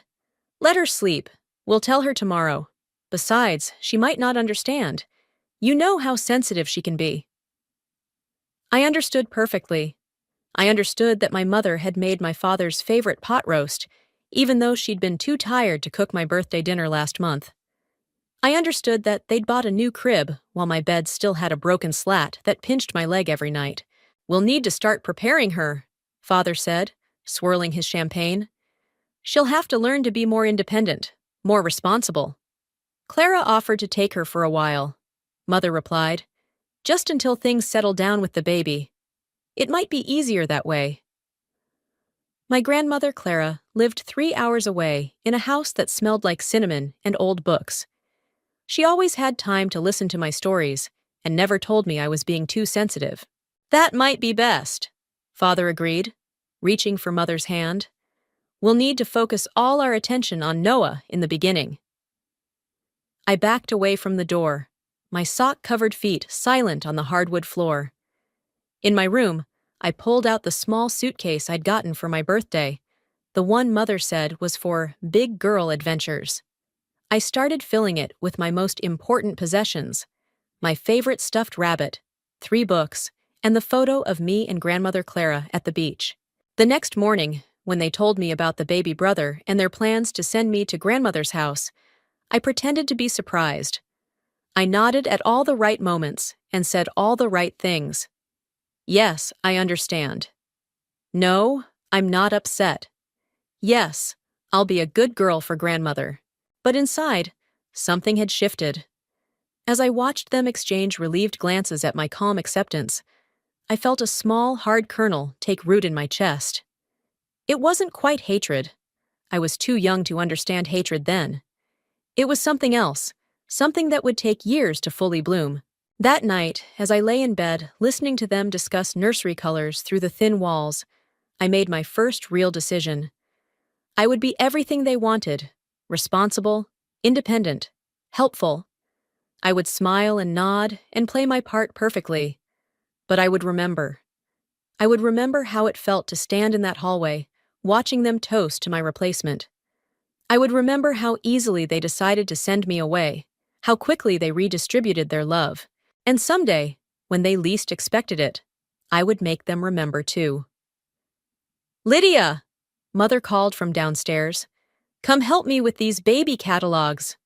I closed my eyes, took a deep breath, and practiced my smile in the mirror. "Coming, Mother," I called back, my voice sweet and eager. The performance was about to begin. 2 years at Grandmother Clara's house had softened the edges of my resentment, wrapped it in warm memories of cookie-scented afternoons and bedtime stories. But standing in our driveway now, watching my father unload my suitcases from the car, I felt that familiar hardness return to my chest. "Your brother's waiting to meet you," Mother said, her voice tight with forced cheerfulness. She looked tired, dark circles under her eyes that makeup couldn't quite hide. "He's such a good baby, Lydia. Barely cries at all." I nodded, clutching the stuffed rabbit grandmother had given me. 8 years old now, and already I understood the art of selective silence. The house smelled different: powder and warm milk, and something else I couldn't name. In the living room, a baby swing took up the space where my reading corner used to be. Noah lay there, pink-faced and peaceful, surrounded by more toys than I'd ever owned. "Would you like to hold him?" Mother asked, already reaching for him. "I need to unpack," I said, but she wasn't listening. "Support his head. Yes, like that. See? You're a natural caretaker." The word caretaker hung in the air between us, heavy with expectation. Noah stirred in my arms, his tiny fingers wrapping around my thumb. He was lighter than I expected, fragile like the china dolls grandmother kept in her display cabinet. "I've enrolled you in the local school," Father said, dropping my bags by the stairs. "You start Monday. Your mother will need help with Noah in the afternoons." "But I had piano lessons on Mondays at grandmother's. We can't afford extras right now," he cut in. "Noah needs special formula. It's quite expensive." I looked down at my brother's peaceful face, wondering if he knew how much he cost. If he understood that his formula was worth more than my piano dreams. The first few weeks fell into a routine: school, home, help with Noah, homework if there was time. Mother started calling me her little assistant, a title that made me feel both proud and hollow. One afternoon, I came home to find Mother crying in the kitchen. Noah was wailing upstairs. A sound I'd learned meant he needed changing. "I can't do this anymore," she sobbed into her hands. "I'm so tired." I stood in the doorway, my backpack still on, watching her shoulders shake. Part of me wanted to comfort her, to be the good daughter who could make everything better. But another part, the part that remembered champagne toasts and packed suitcases, kept me rooted to the spot. I'll take care of Noah," I said finally, my voice steady. "You should rest." She looked up, relief washing over her face. "You're such a good girl, Lydia. What would I do without you?" I climbed the stairs to Noah's room, each step heavy with the weight of her gratitude. He stopped crying the moment I entered, his little arms reaching for me. "Hello, little brother," I whispered, lifting him from the crib. "It's just you and me now." As I changed him, I heard Mother's bedroom door close downstairs. Through the nursery window, I could see Father's car in the driveway, but he didn't come in. He'd been staying late at the office more often lately, leaving me to handle the evening routine. Noah grabbed my finger again, smiling his toothless smile. It wasn't his fault, I knew that. He didn't ask to be the favorite, to be the reason our family twisted itself into this new shape. "I'll teach you things," I told him softly, buttoning his onesie. "Important things, like how to recognize when someone's love comes with conditions, how to smile when you're hurting, how to pack a suitcase quietly in the middle of the night." He cooed, oblivious to the weight of my words. Later that night, I found a note from Mother on my pillow. Inside was a $20 bill and hastily scrawled words. "For being such a help. Don't tell your father." I folded the money carefully and added it to the small box hidden under my mattress, next to Grandmother Clara's letters, and the photo from that beach day that felt like someone else's memory now. Each bill was a receipt, a record of the times my mother's guilt outweighed her attention. Someday, I promised myself, I would cash them all in. The papers scattered across my father's desk told a story in numbers: company ledgers, bank statements, and transfer records. Each document was a chapter in a tale of systematic theft, carefully hidden beneath legitimate transactions. At 16, I understood enough about accounting to see the pattern, to recognize how my father had been siphoning money from his company for years. "What are you doing in here?" I didn't startle at my mother's voice. Something in me had expected this moment, had been waiting for it. "Looking for a stapler," I said, sliding the papers back into their folder with steady hands. She stood in the doorway, arms crossed. Behind her, I could hear Noah practicing piano, the same instrument I'd been told we couldn't afford lessons for 8 years ago. "Your father doesn't like anyone in his office." I noticed. I met her gaze. "He's very protective of his paperwork." A flicker of something, fear, maybe, crossed her face. "The company's finances are complicated. You wouldn't understand." "I understand enough." The folder felt heavy in my hands, like how Noah's private school tuition gets paid through shell accounts, or how our house renovation last year came from diverted corporate funds. The color drained from her face. "You've been going through your father's private files." "Someone had to." I moved toward the door, but she blocked my path. "Give me the folder, Lydia." "Why? So you can keep pretending everything's normal? That we're just a regular family with regular problems?" Noah's piano practice hit a wrong note, the discord echoing through the house. Mother flinched. "Your father works hard to give us a good life," she said, her voice dropping to a whisper. "To give Noah opportunities. Noah, Noah, Noah." I laughed, a harsh sound that surprised us both. "Do you ever hear yourself? Do you ever wonder why his opportunities always seem to come at my expense? That's not fair. We've given you everything. You've given me responsibilities, obligations, a front row seat to watch Noah get everything I was denied." I clutched the folder tighter. "But you know what's funny? All this time, you could have afforded both. Piano lessons, summer camps, college funds. There was always enough money. You just chose who deserved it." Her hand shot out, grabbing my arm. "You don't understand what you're talking about. Your father is a thief," I finished, "and you're his accomplice." The slap caught me off guard, more from surprise than force. Mother had never hit me before. She'd never needed to. Her disappointment had always been weapon enough. "I'm sorry," she gasped, reaching for me, but I stepped back. "Don't." My cheek stung, but something else burned hotter, a certainty crystallizing in my chest. "You know what the real crime is? Not the money. It's how you both convinced yourselves that Noah deserved everything while I deserved nothing." "That's not true." "Then prove it." I held out the folder. "Tell father to pay for my college applications, all of them, or these documents find their way to his company's board of directors." She stared at me like she was seeing a stranger. Maybe she was. The dutiful daughter she'd raised would never resort to blackmail, but she'd taught me well, about conditional love, about power, about survival. "You wouldn't," she whispered. "Try me." Noah's piano practice had stopped. In the silence, I could hear him coming down the hall, probably drawn by our voices. "Everything okay?" he asked, appearing behind Mother. At 13, he was already taller than me, his face still carrying the innocence of the favored child. "Everything's fine," Mother said quickly. "Your sister was just leaving." I smiled at Noah, the same smile I'd perfected years ago. "Keep practicing, you're getting better." As I walked past them, folder tucked safely under my arm, Mother caught my sleeve.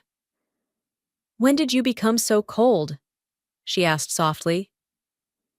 I thought about champagne toasts and packed suitcases, about years of calculated neglect disguised as necessity, about a little girl who learned to measure love in ledger entries and bank statements. "I learned from the best," I said, and pulled away. In my room, I added the folder to my growing collection of evidence. Each document was a bullet in the gun I was building, aimed at the heart of my parents' carefully constructed facade. Soon, I would pull the trigger. But not yet. First, I needed to make sure I had enough ammunition to destroy them completely. Grandmother Clara's letter arrived on the same day as my college acceptance. 2 milestones, 2 very different futures, colliding in the morning mail. I opened Clara's first, my fingers trembling slightly as I unfolded the crisp paper. "My dearest Lydia," it began, "I need to confess something before it's too late." The doorbell rang. Through the window, I saw my father's car in the driveway. He never came home this early. I tucked the letter into my pocket, unfinished, and moved to answer the door. "We need to talk," he said, brushing past me into the house. Mother followed, her face tight with worry. Noah trailed behind them, looking confused. I got into Stanford, I said, holding up the acceptance letter like a shield. Sit down, Father ordered, ignoring my news completely. We gathered in the living room, the same room where I'd first held Noah, where I'd learned to make myself invisible. Mother perched on the edge of the sofa, while Father remained standing, pacing. The company's conducting an audit, he announced. They're looking into some irregularities. The word hung in the air like smoke. I felt the weight of Clara's unread letter in my pocket. What kind of irregularities? Noah asked. Nothing for you to worry about. Mother cut in quickly. But Lydia, we need your help. Of course they did. I waited, my face carefully blank. We need you to take a job at the company, Father said. In accounting. There are some transactions that need to be adjusted, made legitimate. You want me to help you cover up your theft, I translated. Noah's head snapped up. What? It's not theft, Mother insisted. Your father was just ensuring our family's future, Noah's education. Stop! Noah stood up, his face flushed. Is that true? You've been stealing to pay for my school? Father turned to him, softening. Son, everything I did was for you. Don't, I cut in, my voice sharp. Don't you dare make him carry that burden. This isn't about burden, Father snapped. This is about family loyalty. Your skills could help us fix this, Lydia. Make it all go away. I pulled Clara's letter from my pocket, finally understanding why she'd chosen now to write. And what about my future, Stanford? There are more important things right now, Mother said. Family comes first. I laughed, the sound brittle. Family? You mean Noah comes first, same as always. That's not fair, Noah protested, but I could see the doubt in his eyes. Isn't it? Tell me, brother, did you ever wonder why I never got piano lessons? Why I spent my afternoons watching you while Mother rested? Why every dream I had was too expensive, but yours were investments? Enough, Father shouted. This isn't about ancient history. This is about now, about protecting what's ours. What's yours? I corrected, standing up. I was never included in that equation. Mother reached for my hand. Darling, please. We need you. The words I'd waited so long to hear twisted into another demand. I pulled away, unfolding Clara's letter. Let me read you something, I said, scanning the pages. Dearest Lydia, I've watched for years as they've used you, shaped you into their perfect accomplice. I helped fund your education in secret because I saw what they couldn't, your potential beyond their schemes. Father's face darkened. What is this? But I must confess, I continued, that I've gathered evidence of Robert's financial misdeeds, not to protect the company, but to protect you, to give you a choice. Clara? Mother whispered, horrified. She wouldn't. She did. I met my father's eyes. She left me a choice. I can take your job offer, become complicit in your crimes, sacrifice my future to protect yours. Or I can use her evidence, walk away clean, and never look back. Noah stepped toward me. Lydia, please. I'm sorry, Noah, but I can't keep protecting you from who they really are. I pulled the Stanford letter from my pocket, placed it on the coffee table alongside Clara's confession. 2 futures, 2 choices. The dutiful daughter they'd created, or the woman I could become.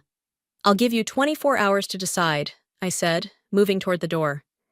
Either you find another way to fix this, or I use everything I have, Clara's evidence, my own records, all of it. Your choice. As I walked out, I heard Noah ask, "What have you done to us?" I didn't stay to hear their answer. I already knew the truth. They'd done it to themselves. The cafe where I met Noah was exactly halfway between Stanford and our parents' house. Neutral ground. He looked older somehow, though it had only been 3 days since my ultimatum. They're selling the house, he said without preamble, sliding into the booth across from me. And liquidating their retirement accounts. I stirred my untouched coffee. To cover the missing money. To send me to law school. His hands clenched around his cup. They're still trying to protect me, Even now, the irony wasn't lost on either of us. I pulled out my phone, showed him the email I'd received that morning. They've also been calling my professors, trying to block my transfer to Stanford, claiming family hardship. Jesus!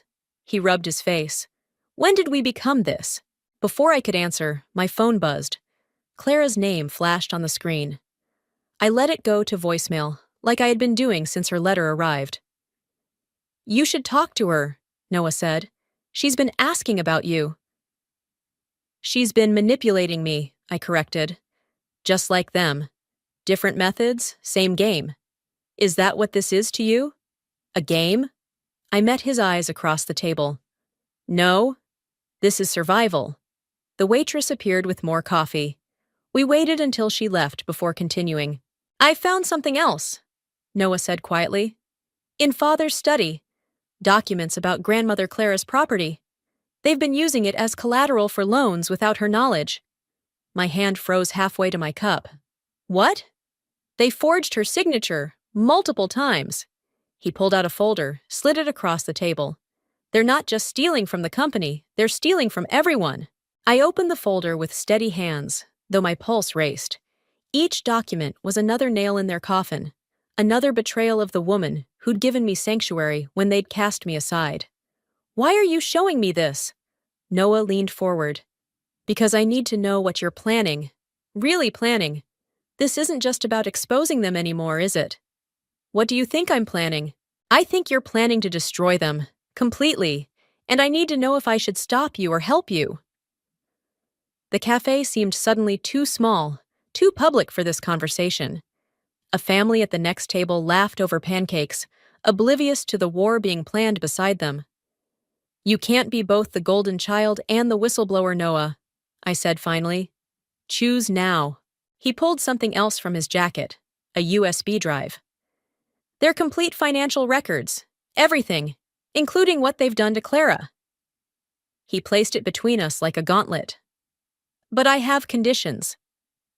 Of course you do. We protect Clara. Whatever happens to them, she doesn't lose her home. I nodded slowly. And we do this right. Legal channels, no anonymous tips to the press, no dramatic confrontations at family dinners. Clean and clinical.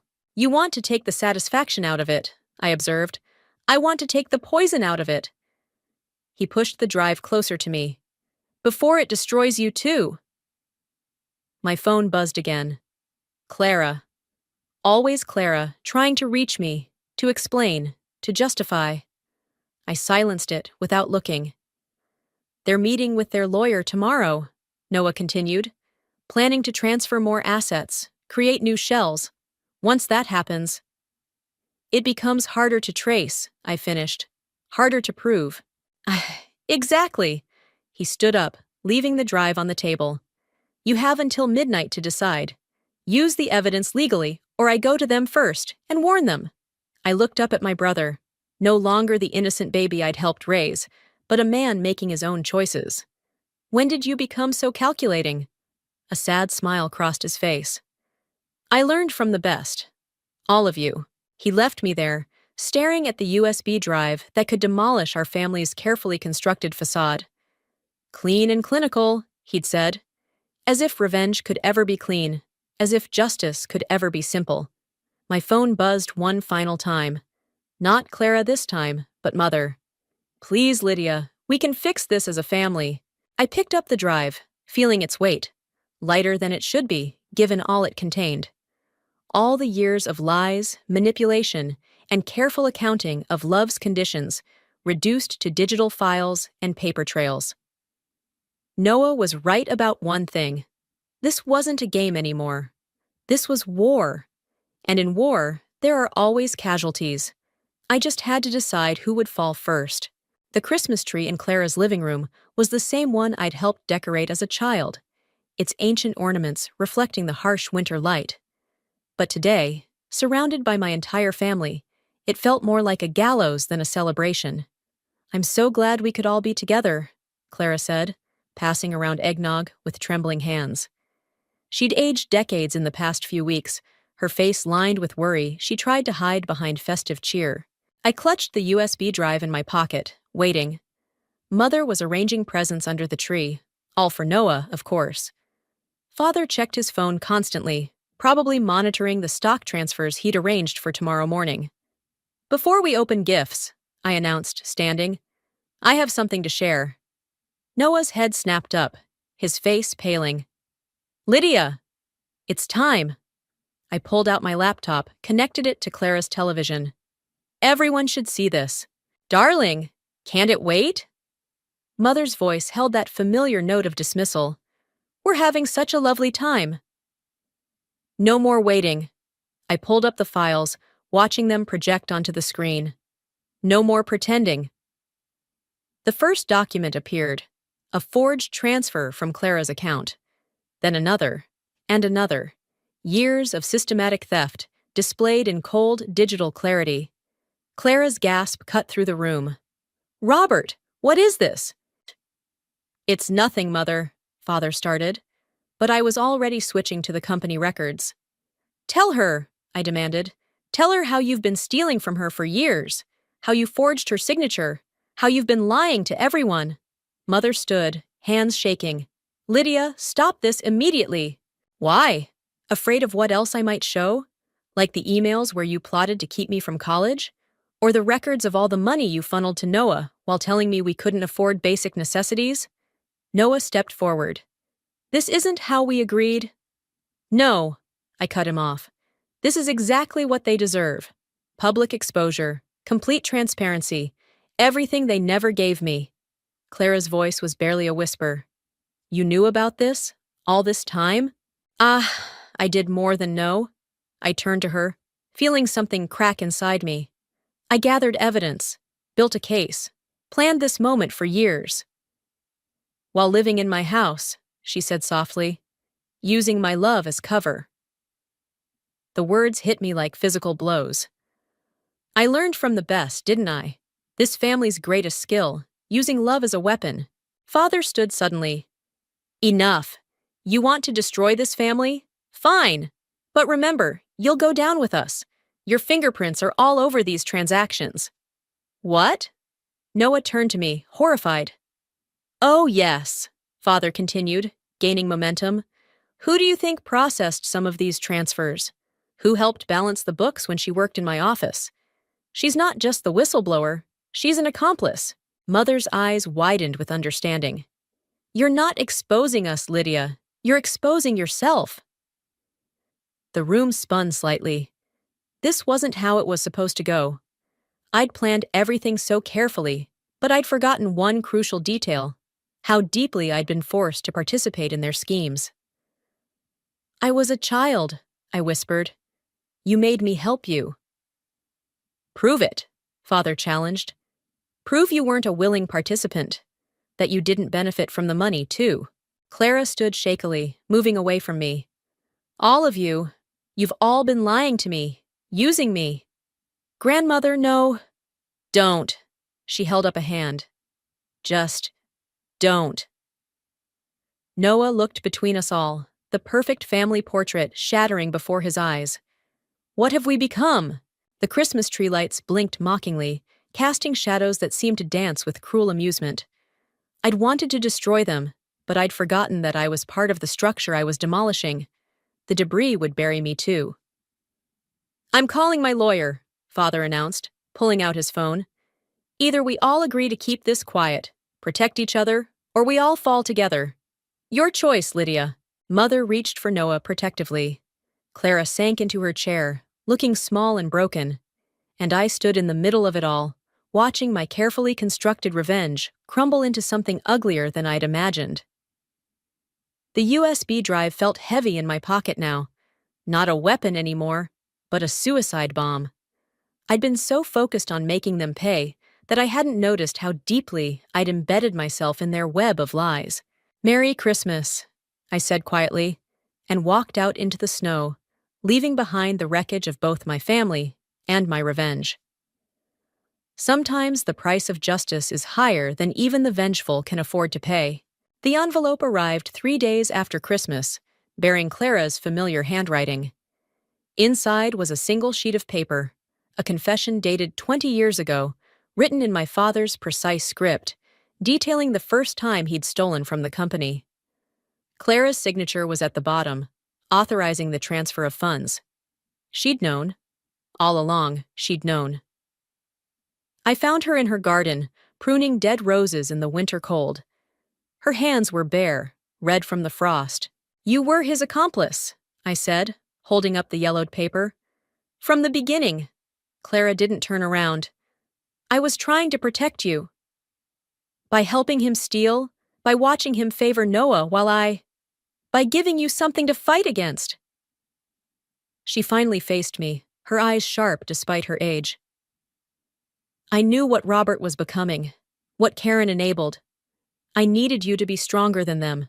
The roses lay scattered at her feet like drops of blood on snow. "So you used me, just like they did. I gave you tools, education, independence, everything they tried to deny you, while taking their money, helping them hide their crimes." She smiled, sad and knowing. "Did you never wonder why I kept such detailed records? Why I documented every transaction, every forgery?" Understanding hit me like ice water. "You were building a case. For 20 years." She pulled off her gardening gloves. "But I couldn't be the one to expose them. It had to be you, Lydia. You needed to break free on your own terms." "Why?" "Because I made the same choice once, with your grandfather." She moved closer, her breath visible in the cold. "He was like Robert, charming, ambitious, corrupt. I stayed silent, thinking I could protect everyone. Instead, I watched him destroy himself and nearly take us with him." The confession crumpled in my fist. "So this was all some kind of test? A lesson? This was survival?" Her voice hardened. "I taught you to document everything, to keep records, to understand money, not just for revenge, but so you'd never be trapped like I was, like your mother is. And Noah? Noah was the sacrifice. We let him stay innocent while you learned to be strong."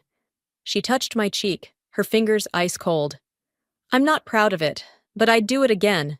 I stepped back, the pieces finally falling into place.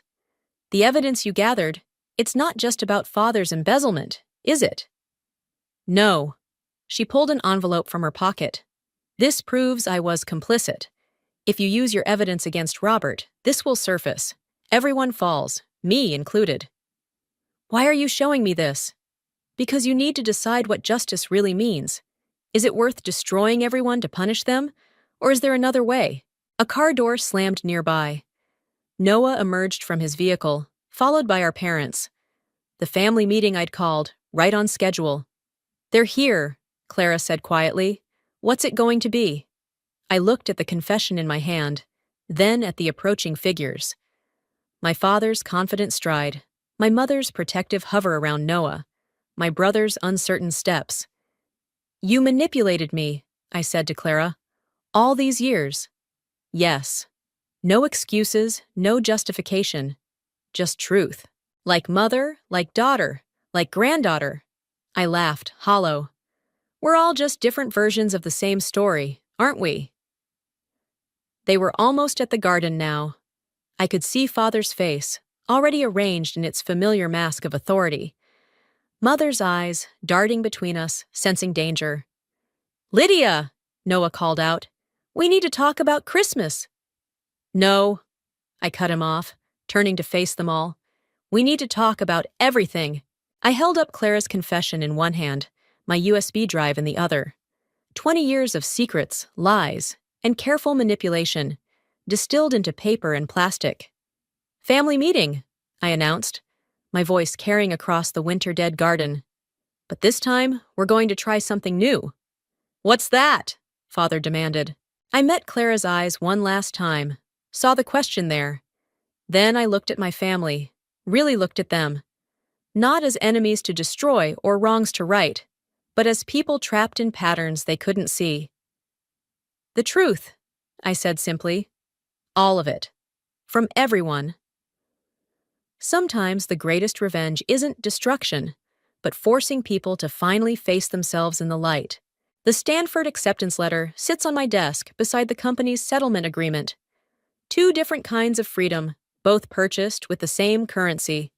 Truth. Father resigned this morning. The board's investigation was swift, clinical. Mother hasn't spoken to anyone since the police interviewed her about the forged documents. Noah moved out of their house last week, taking only what he'd earned himself. You could have destroyed us completely, Clara says, watching me pack up my childhood bedroom. Why didn't you? I fold another sweater, one she knitted for me years ago. Because destruction wasn't the point. What was? Breaking the pattern? I pause at my old desk, running my fingers over the scratches where I'd once carved tallies, counting days until escape. Someone had to. The doorbell rings. Through the window, I see Daniel's car in the driveway. He's early to help with the moving, but he's not alone. Noah stands beside him, shifting uncertainly. He's been asking about you, Clara says. I know. I've been getting his texts, each one a careful bridge across the chasm I created. He's trying to understand. Are you? I meet her eyes in the mirror. My grandmother, my conspirator, my complicated salvation. Understanding isn't the same as forgiving. Downstairs, Mother's voice drifts up, her first visitor in weeks. The sound makes me pause, remember the champagne toast that started everything, but the bitterness I expect doesn't come. They're in therapy now, Clara offers. Both of them. Good. I close my suitcase. But that's their journey, not mine. Noah's footsteps on the stairs, familiar as heartbeats. He appears in the doorway, looking younger somehow, unburdened. Hey, he says. Hey, Clara slips out, leaving us alone with 2 decades of shared history and separate truths. I got into law school, he says finally. State, not Yale. Using my own grades, my own money. Congratulations. I'm not taking their help anymore. He moves to the window where we used to watch for Father's car together. But I'm not cutting them off completely either. I think they need at least one of us to help them learn how to love without conditions. The words should hurt, but they don't. And you think you can be that person? I can try. He turns back to me. Someone has to. Daniel appears behind him, carrying empty boxes. My husband, who watched me plot revenge for years and never tried to stop me, just made sure I had a safe place to land. Ready? He asks simply. I look around the room one last time. The walls are bare now, stripped of photos and memories. But in their emptiness, they feel clean. New. Almost. I pull an envelope from my bag, the last piece of evidence, the one that could still destroy everything. This needs to go somewhere first. Noah recognizes Clara's handwriting on the front. Her confession? The original, the only copy. He takes it carefully. What should I do with it? Whatever you think is right. I shoulder my bag. That's your journey now. Daniel loads the last box into the car, while I say goodbye to Clara.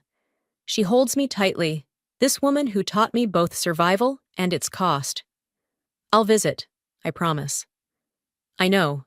She touches my cheek. But live your life first. Really live it. Through the window, I see Noah standing in my old room, Clara's envelope in his hands. He's looking at the desk where I carved my tallies, perhaps understanding for the first time what those marks really meant. Mother appears on the porch as we're leaving, her face pale but composed. Lydia! I know, I cut her off gently. Me too. Sometimes the heaviest words are the ones we don't say. The car pulls away, and I don't look back at the house. In the rearview mirror, I see Noah exit with Clara's envelope, heading toward the garden where roses will bloom again in spring.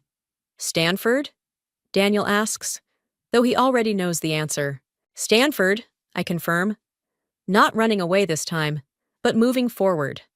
The settlement money will pay for school, a fitting transformation of my father's schemes into something clean and new. The evidence USB drive sits in my pocket, now empty of its secrets. But it's not the weight of revenge I feel anymore. It's something lighter, something that feels almost like freedom. Sometimes the best revenge isn't making others pay for their sins, but refusing to let their sins define your future. Oh. The call came at 3:47 a.m. I remember staring at the red numbers on my bedside clock, trying to make sense of the words coming through my phone. My father's business partner, James, was speaking too fast, his voice cracking. Alara, there's been an accident. Your parents. The police found their car off Mountain Pass Road. I'm so sorry. My name is Alara, and that call marked the moment my carefully constructed world began to crumble. I sat there in the dark, clutching my phone long after James had hung up. The house was quiet except for Griffin's steady breathing beside me. My husband hadn't stirred during the call, and I couldn't bring myself to wake him yet. I needed these few moments alone to process what I'd heard. The police said it was a tragic accident, brake failure on a dangerous road. But my father had always been meticulous about car maintenance. Always. I slipped out of bed and went to the kitchen, my bare feet silent against the cold tiles. The familiar space felt foreign in the pre-dawn darkness. As I reached for a glass of water, my hand trembled so badly I nearly dropped it. Mom? Rowan's voice startled me. My 18-year-old son stood in the doorway, looking younger than usual in his oversized t-shirt. What's wrong? I turned away, buying time by filling my glass. Your grandparents. The words stuck in my throat. There's been an accident. What kind of accident? His voice sharpened with worry. Before I could answer, Griffin appeared behind him. My husband's normally perfect hair was tousled from sleep, but his eyes were alert. Too alert for someone who'd just woken up. What's going on? Griffin asked, though something in his tone made me wonder if he already knew. I told them about the call. As I spoke, Griffin's expression shifted from concern to something else, something calculating. He placed a hand on my shoulder, but his next words made my skin crawl. We should call the lawyer first thing in the morning. Make sure everything's in order with the estate. Rowan shot his father a disgusted look. Really, Dad? That's your first thought? It's practical. Griffin defended himself. Your mother's not thinking clearly right now. Someone needs to handle the business side of things. I shrugged off his hand. My parents are dead, Griffin. They're dead, and you're talking about their money. I'm trying to help, he insisted, but there was an edge to his voice I'd never noticed before. Or maybe I just never wanted to notice it. The rest of that night passed in a blur. I made calls to my sister overseas, to family friends, to the funeral home. Griffin hovered nearby, always listening, always offering to handle things. Each time he spoke about practical matters, something cold settled deeper in my stomach. Around dawn, I found myself alone in my father's study, surrounded by photos of happier times. One caught my eye, my parents at their 40th anniversary party last month. Dad was laughing at something Mom had said, his hand protectively on her back. They looked so alive, so vital. My phone buzzed with a text from James. Need to talk to you alone. Important. Your father left me something to give you. Before I could respond, Griffin appeared in the doorway. The lawyer can see us at 9, he announced. I've already called the insurance company too. Everything will be taken care of. I looked up at my husband of 20 years, really looked at him, and for the first time, I felt like I was seeing a stranger. His smile didn't reach his eyes, and those eyes were fixed on the framed photos of my family's estate. Thank you, I said quietly, but in my mind, I was already making plans to meet James alone. Something wasn't right here, and I needed to find out what my father had wanted me to know. As Griffin left the study, I heard him on the phone, speaking too softly to make out the words. But one thing was becoming clear: the accident that killed my parents might not have been an accident at all. 2 weeks after my parents' funeral, I found myself staring at a wedding invitation. Not just any wedding invitation, my son's. The cream-colored paper trembled in my hands as I read the date. Next weekend. Rowan was getting married next weekend, and he hadn't even told me in person. I found him in the garage, working on his car. The same way my father used to work on his. The thought made my chest tight. Were you planning to tell me? I asked, holding up the invitation. Rowan slid out from under the car, grease smeared across his cheek. His eyes flickered to the paper, then away. Dad said he'd handle it. Of course he did. Griffin had been handling everything lately. Your father doesn't get to handle this, Rowan. You're my son. Why didn't you tell me yourself? He stood up, wiping his hands on a rag. Because I knew you'd try to talk me out of it. You're 18, Rowan. You've known Ivy for what, 3 months? 4, he corrected, as if that made it better. And I love her. The garage door opened and Griffin walked in, followed by a petite girl with long dark hair. Ivy. She smiled sweetly, but something about that smile made the hair on the back of my neck stand up. There you are. Griffin's voice was too cheerful. I was just showing Ivy the property plans. Did you know she has quite an eye for real estate? The property plans? I echoed. For my parents' estate? Griffin waved his hand dismissively. Just thinking ahead. Family planning, you know? We're not even through probate yet. My voice came out sharper than intended. Ivy stepped forward, linking her arm through Rowan's. I hope I'm not causing any trouble. We just want to start our life together, don't we, honey? Rowan nodded, but I caught a flicker of uncertainty in his eyes before he looked away. Why don't we all have dinner together? Griffin suggested. Talk things through like family? An hour later, we sat around our dining room table, the tension thick enough to cut with a knife. Griffin had ordered expensive takeout, using my parents' credit card, which he somehow had access to now. So, Ivy, I said, watching her push food around her plate. Tell me about your family. Oh, it's just me, she said quickly. My parents. They're not in the picture. That must be hard, I said, noting how she avoided eye contact. Where did you say you went to school? I didn't, she replied, then quickly added, I was homeschooled. Griffin cleared his throat. Ivy's had a difficult past, Alara. Let's not interrogate the poor girl. I'm not interrogating anyone. I'm trying to get to know my future daughter-in-law. Mom, Rowan warned. What about college plans? I pressed. You and Rowan. Actually, Griffin interrupted. I've been talking to Rowan about joining me in the family business. I set down my fork. What family business? You work in sales. Not anymore, Griffin smiled. I've been looking into taking over your father's company. The board seems quite receptive to the idea. The room started spinning. You what? It makes sense, he continued. Keep it in the family.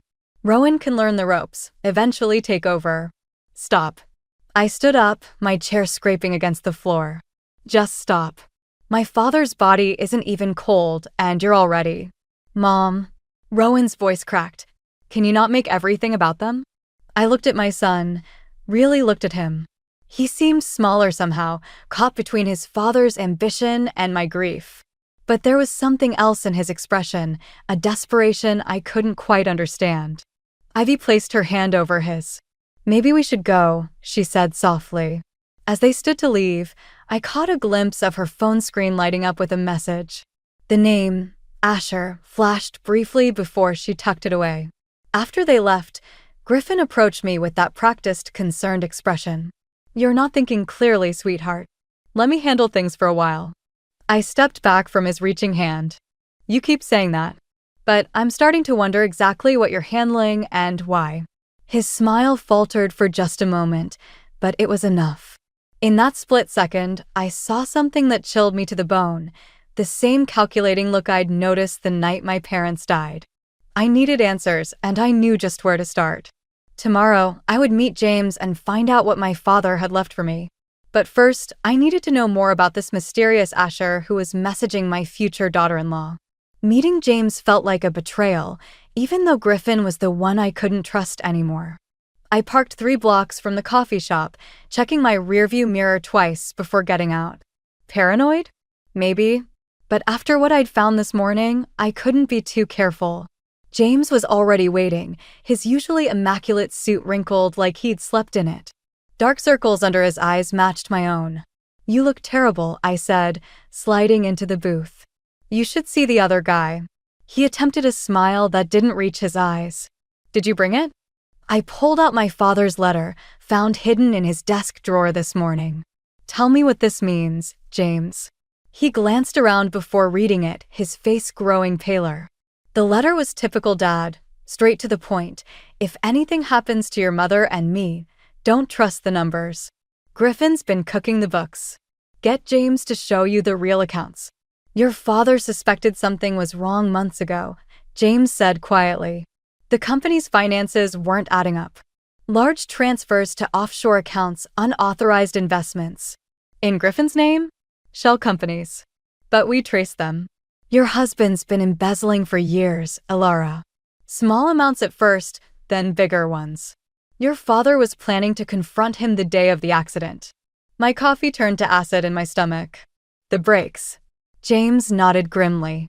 The mechanic who serviced their car the week before disappeared, along with all maintenance records.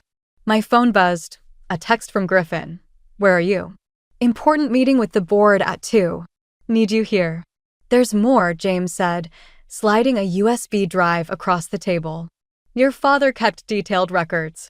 But be careful who sees these. Someone at the company is helping Griffin, someone with access to. The coffee shop door chimed. Ivy walked in, arm in arm with a young man I didn't recognize. They were too engrossed in each other to notice us.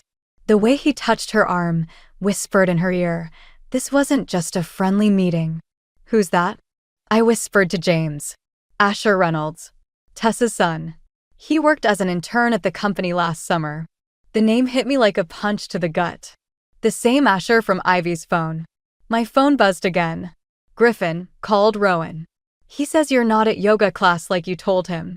I need to go, I said, standing abruptly.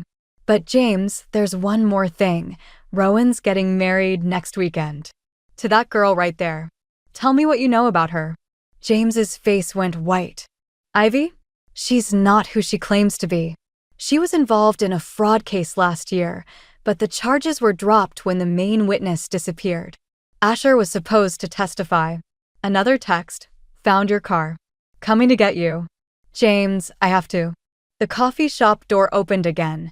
Griffin stood there, his charming smile firmly in place, but his eyes were cold as he scanned the room. They landed on me, then shifted to James, and finally to the USB drive still on the table. Darling, he said, walking over. I've been looking everywhere for you. He reached for the drive, but I snatched it first, clutching it in my fist. Griffin, I managed, trying to keep my voice steady. I was just having coffee with an old friend? His smile didn't waver as he gripped my arm. How nice. James, always a pleasure. But if you'll excuse us, my wife and I have a board meeting to attend. As Griffin steered me toward the door, I caught one last glimpse of Ivy and Asher. They were watching us now, their expressions unreadable. But just before we left, I saw Ivy pull out her phone and make a call. In the car, Griffin drove in silence for several minutes before speaking. You know, sweetheart, curiosity can be dangerous. Especially when it comes to family matters. I thought of my parents' car, of missing brake records and disappeared witnesses. Of my son rushing into marriage with a woman connected to it all. Is that a threat? I asked quietly. He patted my hand, his wedding ring glinting in the sunlight. Of course not. Just a friendly warning. After all, we wouldn't want anything to happen to Rowan, would we? The USB drive felt like it was burning a hole in my pocket. Whatever was on it, whatever truth it revealed, I knew one thing for certain. I was running out of time to save my son. I hadn't spoken to Tessa in nearly 2 years, not since she moved across the country after her divorce. But seeing her number in James's contact list felt like finding a lifeline. I called her from a burner phone I'd bought that morning, sitting in my car 3 towns over from home. She answered on the first ring. I've been waiting for your call. You knew. About Griffin? Honey, I tried to warn you 20 years ago. Her voice softened. But that's not why you're calling now, is it? It's about Asher, I said. And Ivy. The silence on the other end stretched so long I thought we'd lost connection. Finally, Tessa spoke, her voice tight. Where are you? We need to talk in person. An hour later, I sat across from her in a dingy motel room. Tessa hadn't changed much, still fierce, still direct. She pulled out a laptop and opened a file. First, you need to see this. She turned the screen toward me. It showed security camera footage of Griffin meeting with Ivy in a parking garage. The timestamp was from 6 months ago. They knew each other? My voice sounded distant to my own ears. Ivy worked for Griffin last year under a different name. She was part of his scheme to embezzle from your father's company. When things got hot, she disappeared, along with nearly $2 million. My hands started shaking. And now she's marrying my son. It gets worse. Tessa pulled up another file. Asher was working at your father's company when he discovered the fraud. He was going to testify, but she swallowed hard. Someone threatened his life. My son had to go into hiding, but I just saw him with Ivy at the coffee shop. Because he's trying to get evidence against her and Griffin. They don't know he's my son. He changed his name, his appearance. He's been working undercover, trying to protect. She stopped abruptly as my phone buzzed. A text from an unknown number. Check your email. Now, I opened my email to find a video attachment. The thumbnail showed Rowan, sitting in what looked like a warehouse. My heart stopped. Play it, Tessa said quietly. Rowan's face filled the screen. He looked terrified. Mom, if you're watching this, I'm okay. But you need to stop digging. Please, just let it go. Sign the company over to Dad like he wants, and everything will be fine. I'm sorry. I'm so sorry. The video ended. Another text came through. You have 24 hours. The paperwork is on your desk at home. They're using my son to force my hand. My voice cracked. I have to give them what they want. No, Tessa said firmly. That's exactly what they expect. But we have something they don't know about. She reached into her bag and pulled out a familiar-looking USB drive. James gave you a copy? Better. This is the original. What Griffin took from you was a decoy. She smiled grimly. James and I have been working together for months, gathering evidence. We just needed you to wake up and see the truth. My phone buzzed again. Griffin, coming home soon, darling? We need to discuss the company transfer. He's getting desperate, Tessa observed. Men like Griffin get sloppy when they're desperate. I thought of my parents' accident, of Rowan's fear in that video, of all the signs I'd ignored for years. What's our next move? First, you go home. Act normal. Let Griffin think he's won. Tessa's eyes hardened. Meanwhile, Asher will get Rowan out. We have people in place. And then? Then we spring the trap. But Alara, she gripped my hand. Are you ready for what comes next? Because once we start this, there's no going back. Griffin will lose everything. I thought of my father's letter, of James's warnings, of my son's frightened face. Griffin already took everything from me. Now it's my turn. As I drove home, I composed my face into the mask of submission Griffin would expect. Let him think he'd broken me. Let him believe he'd won. But for the first time since my parents died, I felt something other than grief or fear. I felt powerful. And I finally understood, sometimes the best revenge isn't served cold. Sometimes it burns everything to the ground. The wedding rehearsal dinner felt like a powder keg waiting to explode. I watched Ivy work the room, her white dress a mockery of innocence as she charmed our family friends. Griffin stood nearby, playing the proud father-in-law perfectly. Too perfectly. Asher was there too, posing as Ivy's childhood friend. Our eyes met across the room, and he gave an imperceptible nod. The signal we'd arranged. He'd found Rowan. Beautiful evening, isn't it? Ivy appeared at my elbow, making me jump. Though I wish we could have held it at the estate. Griffin mentioned it might be possible after the company transfer. My champagne glass trembled slightly. Did he? Oh, yes. Her smile didn't reach her eyes. He has such wonderful plans for the company. Rowan's so excited to learn the business from his father. Where's my son, Ivy? Her expression flickered. Probably just running late. You know how boys are. Do I? I stepped closer, lowering my voice. Like how you know Asher? The color drained from her face. Before she could respond, Griffin appeared between us. Everything all right here? His hand gripped my arm, warning disguised as affection. My phone buzzed. A text from Tessa. Package secured. Wait for signal. Relief flooded through me. They had Rowan. He was safe. Now for the next part of the plan. Actually, I said, raising my voice slightly, Ivy was just about to explain how she knows Asher Reynolds. The room didn't quite go silent, but the atmosphere shifted. Griffin's fingers dug deeper into my arm. Darling, this isn't the time. It's exactly the time. I pulled away from him. Before we welcome Ivy into our family, maybe she'd like to explain the $2 million she stole from my father's company? Gasps rippled through the crowd. Ivy's sweet facade cracked. You don't know what you're talking about, she hissed. Don't I? Like I don't know about the offshore accounts? The threatened witnesses? My parents break lines. Griffin stepped forward, his charm turning dangerous. Alara, you're upset. Let's discuss this privately. No more private discussions. I turned to face our guests. My husband and his accomplice here murdered my parents. They're holding my son hostage to force me to sign over the company. And I have proof. The room erupted in chaos. Ivy bolted for the door but crashed straight into Asher. Two plainclothes officers emerged from the crowd, moving toward Griffin. But Griffin just laughed. Proof?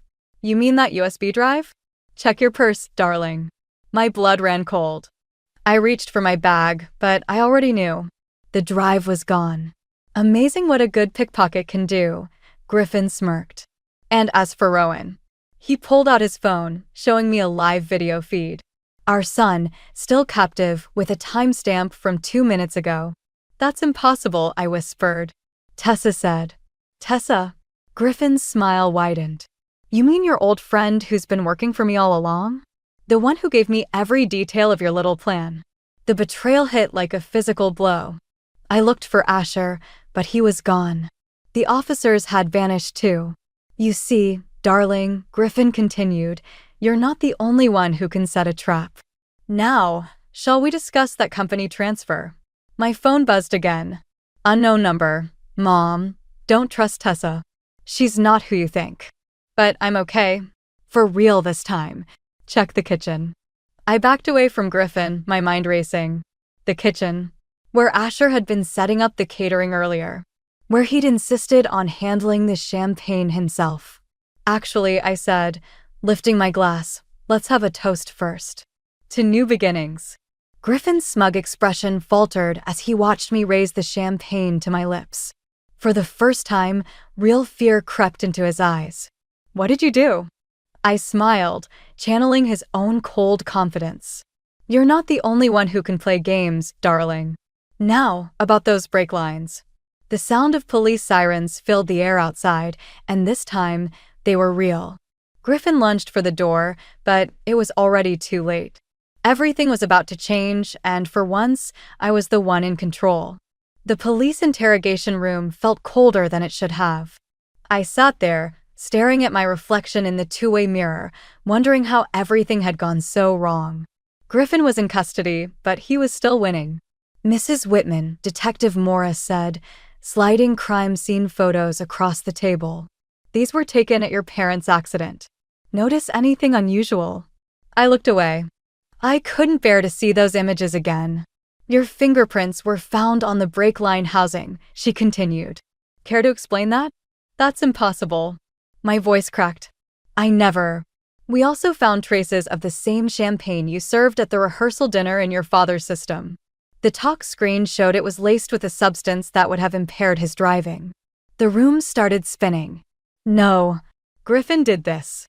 He confessed? Morris raised an eyebrow. Yes, he did. He confessed that you planned it all. That you were angry about your father's refusal to let you take over the company. That you recruited Ivy to help manipulate your son into marriage as a distraction. That's insane. I stood up so fast my chair clattered backward. Where's Rowan? I need to see my son. Sit down, Mrs. Whitman. Morris's voice hardened. Rowan's with his father. Griffin's been released. Released? The word felt like ash in my mouth. His confession was very compelling, especially with the evidence Tessa provided. A knock at the door interrupted us. Another detective entered, whispering something to Morris. She nodded, then turned back to me. Your lawyer's here. But instead of my attorney, Ivy walked in, wearing an expensive suit and carrying a leather briefcase. She looked nothing like the sweet, innocent girl who'd nearly married my son. Hello, Alara, she said, sitting down. I'll be representing you today. Like hell you will. Actually, she smiled, I'm your only option. Your assets have been frozen. Griffin's evidence was quite thorough. The only person who can help you now is me. Morris left us alone. As soon as the door closed, Ivy's smile vanished. Here's the deal, she said. Sign these papers transferring your voting rights in the company to Griffin, and all the evidence disappears, including the real footage of what happened that night on Mountain Pass Road. My blood ran cold. What footage? She pulled out her phone, showing me a video. It was dark, grainy, but I could make out my parents' car. And another vehicle, forcing them off the road. Behind the wheel, my stomach lurched, was Tessa. Your friend was very helpful, Ivy said. Though she didn't know the whole plan. Griffin can be very persuasive when he wants something. Where's my son? I demanded. The real Rowan, not whatever decoy you used at the rehearsal. Safe. For now. But that could change, depending on your decision. My hands shook as I reached for the papers. If I sign these, you go to prison for your parents' murder. Griffin gets the company. Rowan stays safe, believing his mother killed his grandparents out of greed. She shrugged. Everyone wins. Except you, of course. I thought of my father's letter, of all the evidence I'd gathered, now twisted and used against me. I thought of Asher, who'd disappeared with the real USB drive. And I thought of Rowan, somewhere out there, probably hating me. Time's running out, Ivy said, checking her watch. The DA is filing charges in an hour. What's it going to be? I picked up the pen, seeing no other choice. But as I pressed it to paper, my phone buzzed one last time. A text from an unknown number. Don't sign. Kitchen camera footage uploaded. Check the news. Ivy's phone rang immediately. Her face went pale as she listened. When she hung up, her composure had cracked. What did you do? She whispered. I set down the pen, remembering the hidden camera Asher had installed in the kitchen during the rehearsal dinner. The one that had captured every word of Griffin and Ivy's private conversation about my parents' murder. You know, I said quietly, my father taught me something important about business. Always have a backup plan. Ivy lunged for the door, but it was already opening. This time, real federal agents walked in. And behind them, safe and sound, was Rowan. The game wasn't over yet. But for the first time, I could see a way to win. The federal agents had Griffin cornered in his office at my father's company. Our company. I watched through the glass walls as he paced, still trying to maintain control even as his world crumbled. When I walked in, his smile was as practiced as ever. Come to gloat, darling? No. I set the USB drive on his desk. I came to understand. His eyes fixed on the drive. That's not the real one. It is. The kitchen footage was just a bonus. I sat in my father's chair. You know what I can't figure out? Why you needed Ivy. You already had everything. Everything? He laughed bitterly. I had your father's contempt. Your family's money hanging over my head. A son who'd rather work in a garage than follow in my footsteps. The door opened. Rowan walked in, followed by Asher. Griffin's composure cracked slightly. Speaking of following in footsteps, Asher said, want to tell them about the other companies? The ones before you married Alara. Griffin's face went pale. You're bluffing. 3 marriages, Asher continued. 3 wealthy families. 3 tragic accidents. But you got sloppy this time. You let Ivy keep records. Ivy's dead, Griffin snapped. The room went silent. Rowan stepped forward, his hands shaking. What did you say? She knew too much. Threatened to expose everything unless I paid her more. Poor girl, driving so fast on Mountain Pass Road. Griffin's smile returned, colder than ever. Like mother, like son. Always choosing the wrong people to trust. Rowan lunged forward, but Asher caught him. I stayed seated, watching my husband's facade finally crack. You know what your father told me the night he died? Griffin's voice shook. That he was changing his will. Leaving everything to Rowan directly. Cutting us both out. I couldn't let that happen. I deserved. You deserved what? I stood slowly. To kill my parents? To traumatize our son? To murder an innocent girl because she wanted a bigger cut? Innocent? He scoffed. She was working with Asher the whole time. They thought they could outplay me. But I'm always 3 steps ahead. 2 steps, Asher corrected. Ivy's not dead. The office door opened again. Ivy walked in, very much alive, flanked by federal agents. But she wasn't wearing her usual sweet smile. She looked terrified. "Tell them," Asher urged her. "Tell them what really happened that night." Ivy's voice trembled. "I was supposed to get close to Rowan. Help Griffin access the estate after his parents died. But then Asher warned me what happened to Griffin's other wives. Their families. You were never going to let any of us live, I realized. Once you had control of the company. Business is business," Griffin said flatly. "Nothing personal." "Nothing personal?" Rowan's voice cracked. "You killed my grandparents. Tried to kill Mom. Used me as bait. How is that not personal? I gave you everything," Griffin shouted, his calm finally shattering. "Both of you. And you never appreciated it. Never saw what I could be if you just got out of my way." He reached into his desk drawer. The agents drew their weapons, but I held up my hand. "The gun's not there, Griffin. I removed it this morning, along with the evidence you thought you had against me." I stepped closer. "You want to know your biggest mistake? Thinking you had to become someone else to be worthy. My father would have given you everything if you'd just been honest." "Liar," he whispered, but his hands were shaking. "Check your email," Asher said. "The last message your father-in-law sent before he died. The one you never saw because Ivy intercepted it." Griffin's computer dinged. As he read the message, all color drained from his face. "A partnership," he said quietly. "He was offering me a real place in the family," I finished. "But you couldn't see it. You were too busy planning our deaths." The agents moved in, reading Griffin his rights. As they led him away, he looked back one last time. "I really did love you," he said. "Both of you." "I know," I replied. "That's what makes this tragedy, not just crime." After he was gone, Rowan and I stood in the empty office, surrounded by the wreckage of our family's legacy. But as I looked at my son, I saw something I hadn't noticed before: strength. Not Griffin's false confidence, but something real. Something like hope. 6 months after Griffin's arrest, I stood in my father's office, my office now, watching the sun rise over the city. The trial had ended yesterday. 25 years, no possibility of parole. Justice, they called it. But justice felt hollow when you had to rebuild a life from ashes. A knock at the door pulled me from my thoughts. Rowan entered, carrying 2 coffee cups. He'd started working at the company 3 months ago, learning from the ground up like my father had always wanted. "Thought you might need this," he said, setting a cup on my desk. "Long day ahead." "The board meeting?" He nodded. "Ivy's testimony is being presented. Her immunity deal went through." I studied my son's face, searching for signs of the pain that name used to bring. But he seemed calmer now, stronger. "You know," he said, "I found something in Dad's old files yesterday.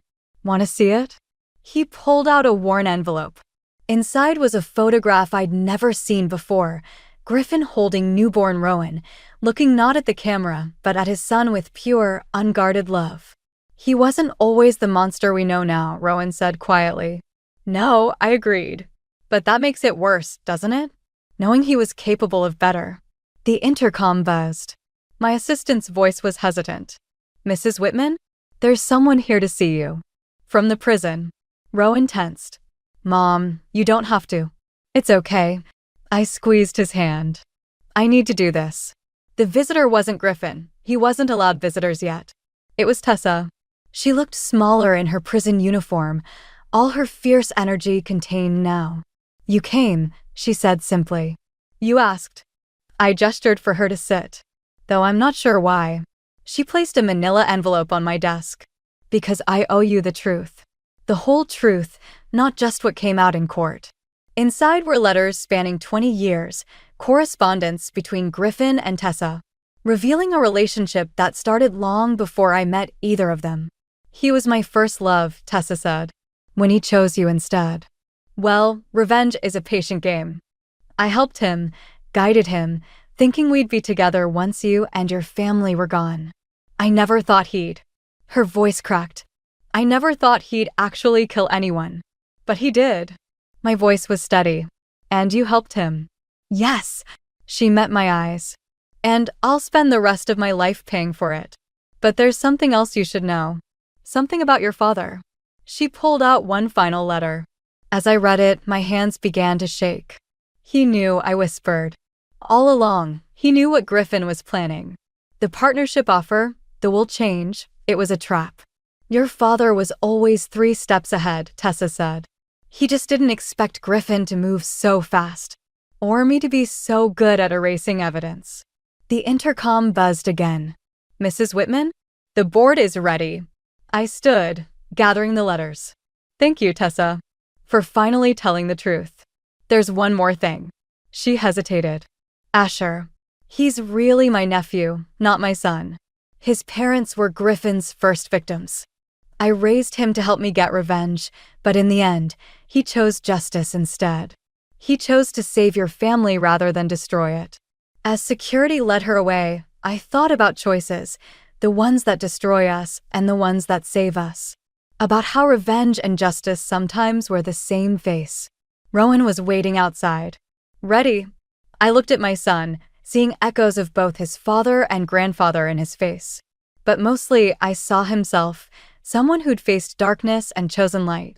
Almost, I said. Just need to make one call. I dialed the prison's number, already knowing what I had to do. Because sometimes the hardest part of justice isn't punishment, it's finding the strength to understand why people break in the first place. Hello, I said when they answered. I'd like to schedule a visit with Griffin Whitman. Because some stories don't end with justice or revenge. They end with understanding. And maybe, just maybe, that's the greatest victory of all. I never meant to find that video. Some things are better left buried in dusty boxes, forgotten in attic corners. But on that sweltering summer afternoon, while searching for my old ballet shoes, I stumbled upon the truth that would shatter my 6-year-old world. My name is Lila, and this is the story of how I discovered I was never meant to be enough. The attic was stuffy, dust particles dancing in the rays of sunlight that filtered through the small window. I'd been rummaging through cardboard boxes, determined to find my pink ballet slippers for show and tell tomorrow, when I came across an unmarked VHS tape.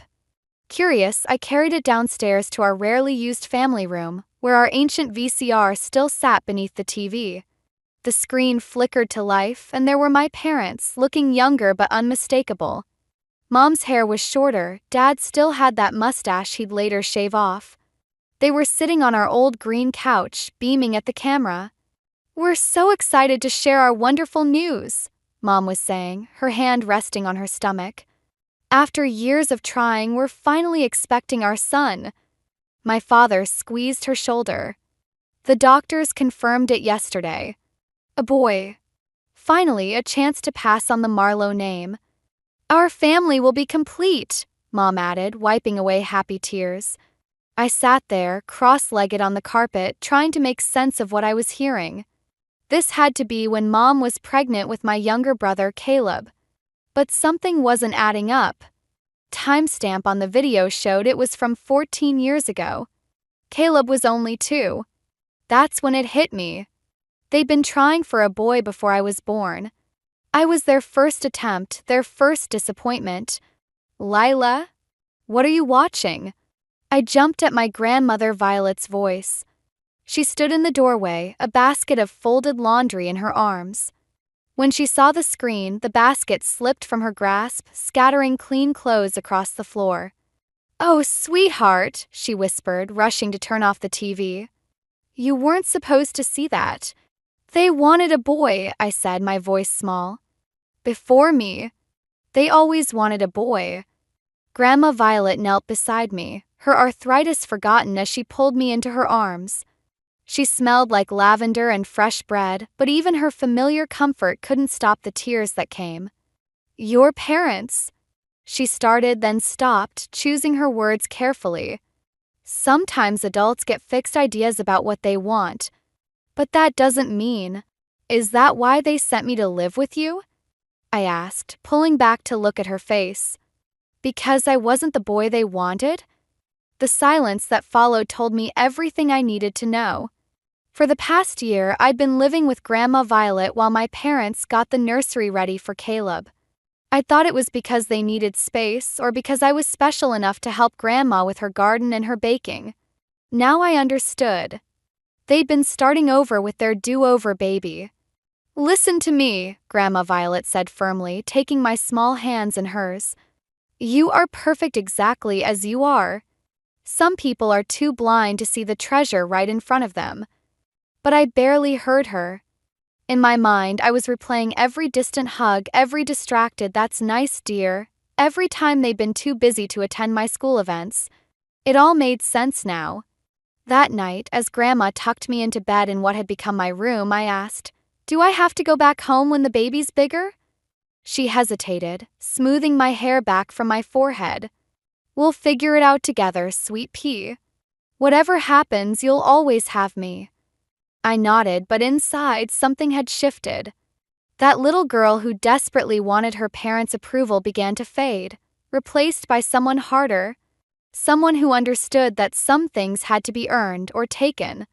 Little did I know this was just the beginning of a long game I'd learned to play very, very well. 2 years passed at Grandma Violet's before my parents decided it was time for me to come home. I was 8 now and, according to Mom, old enough to be helpful.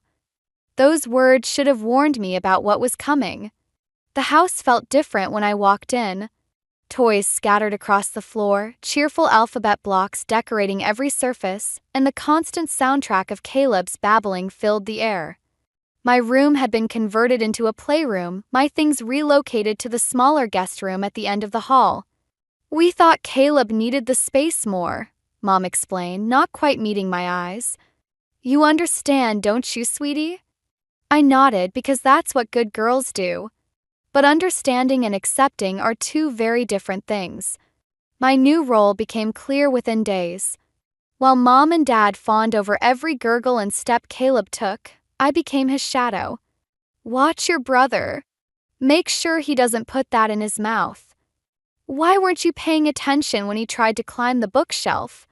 One particularly hot afternoon, Mom asked me to take Caleb to the park. He was 2 now, full of energy and absolutely fearless. I sat on a bench, watching him toddle around the playground when Sarah from my old class approached. "Lila, where have you been? We missed you at school." For a moment, I forgot my responsibilities, caught up in catching up with my old friend. We talked about our favorite teachers, the new slide in the schoolyard, the upcoming talent show. Felt normal. Felt like being 8 again. Then I heard the scream. Caleb had climbed to the top of the play structure and was teetering on the edge. My heart stopped. I ran, but I wasn't fast enough. He fell, landing with a thud that seemed to echo across the playground. The next few hours were a blur of emergency room lights and my parents' angry voices.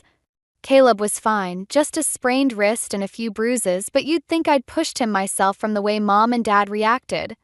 "How could you be so irresponsible?" Dad's voice boomed through the hospital corridor. "He could have been killed." "I only looked away for a minute," I whispered, but Mom cut me off. "A minute is all it takes. We trusted you with one thing, Lila. One simple thing." A nurse passing by gave me a sympathetic look, but quickly hurried past. I stood there, shoulders hunched, as my parents continued their tirade. Through the emergency room window, I could see Caleb happily playing with a toy car, his wrist wrapped in a bright blue cast, completely oblivious to the drama unfolding. That night, after everyone was asleep, I crept down to the kitchen for a glass of water. I heard Mom's voice drifting from the living room. "Maybe we made a mistake bringing her back so soon," she was saying softly. "She's clearly not ready for this responsibility." "What choice do we have?" Dad replied. "We can't afford a nanny, and your mother's too old to handle Caleb full-time. I just thought, I hoped she'd be more mature by now. More like the son we wanted?" I whispered to myself, completing her unspoken thought. I didn't wait to hear the rest. Climbing back upstairs, I paused at Caleb's room. He was sleeping peacefully, his injured arm cradled against his chest. It wasn't his fault, really. He was just a toddler, living the life our parents had always wanted to give their child. their real child. In my new, smaller room, I pulled out the phone Grandma Violet had given me for emergencies. My fingers hovered over her number, but I stopped myself. I couldn't run back to her every time things got hard. Besides, I was starting to understand something important. If I wanted my parents' approval, I'd have to earn it. And if I couldn't earn it, well, maybe I could make them regret taking me for granted. I looked at my reflection in the dark window, seeing something harder in my eyes than before. "Game on," I whispered to my reflection. "Let's show them what the disappointing daughter can do."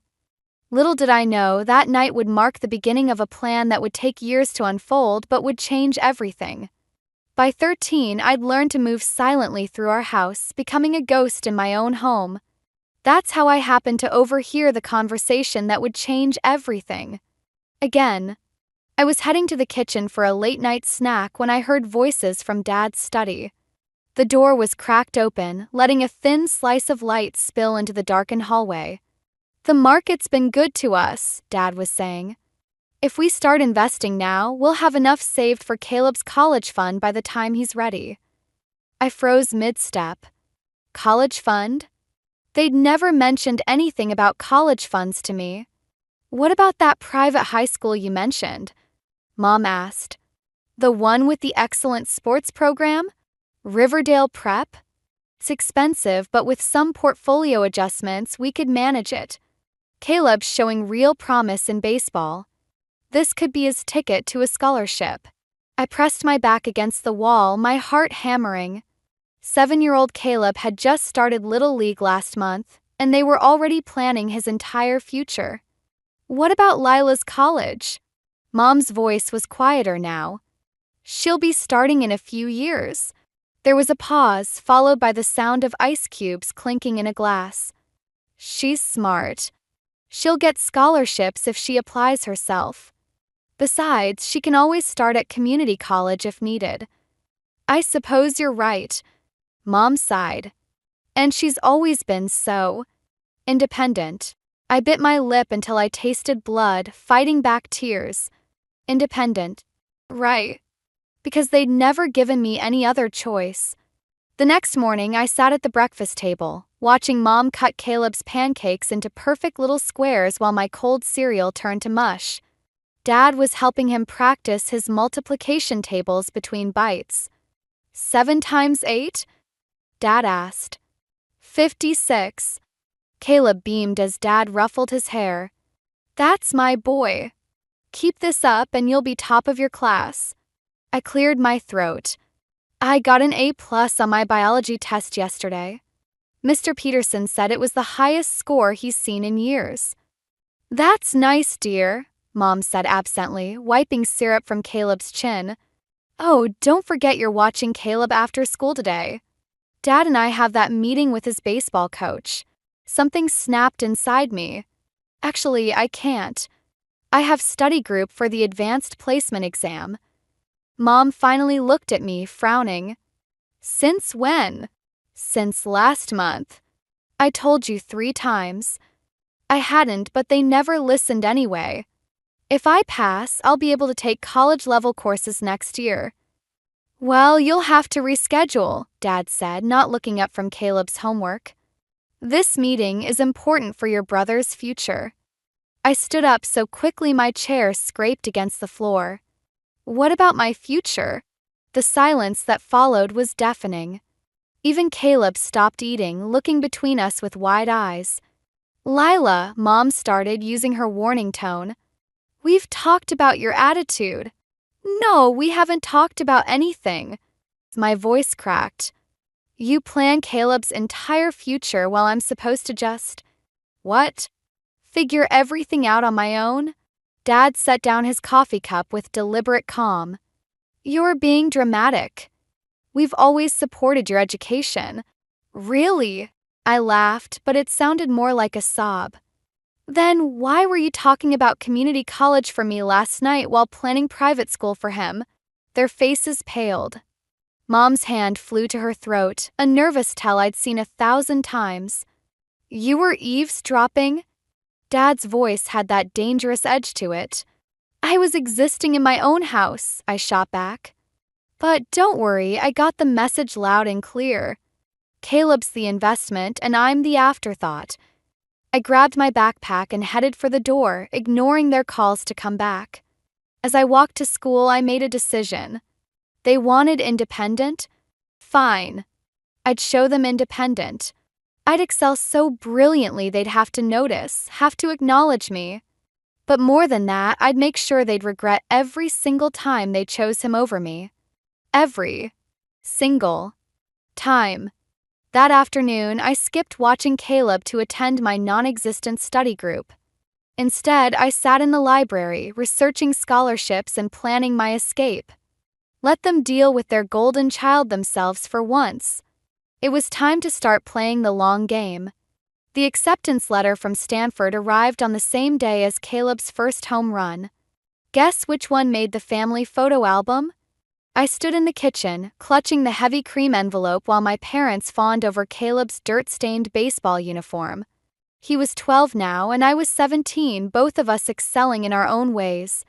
The difference was, only one of us got standing ovations. Full academic scholarship, I announced, my voice steady despite my trembling hands. They're even covering room and board. Mom glanced up from where she was scrubbing grass stains from Caleb's pants. That's wonderful, honey. Did you hear that, Richard? Lila got into college. Stanford, I corrected. I got into Stanford. Dad was polishing Caleb's trophy. Community college would have been more practical. California's expensive, even with a scholarship. But I won't need your money, I said, letting the words hang in the air like a challenge. I did this on my own. Finally, they both looked at me. Really looked at me, maybe for the first time in years. I saw something flicker across Mom's face, pride? Concern? But before she could speak, Caleb bounded into the kitchen. Coach says I might make varsity next year. As a freshman. Just like that, the moment shattered. They were back to celebrating Caleb, while my acceptance letter lay forgotten on the counter next to yesterday's grocery receipts. Later that night, I overheard them in the study again. Old habits die hard. Stanford, Mom was saying. That's across the country. Who's going to help with Caleb's training schedule? You know how busy we are with his games. She's always been selfish like this, Dad replied. Making decisions without considering the family. I pressed my forehead against the cool wall, letting their words wash over me. Selfish. Right. 'Cause wanting an education was selfish. Because wanting to be seen was selfish.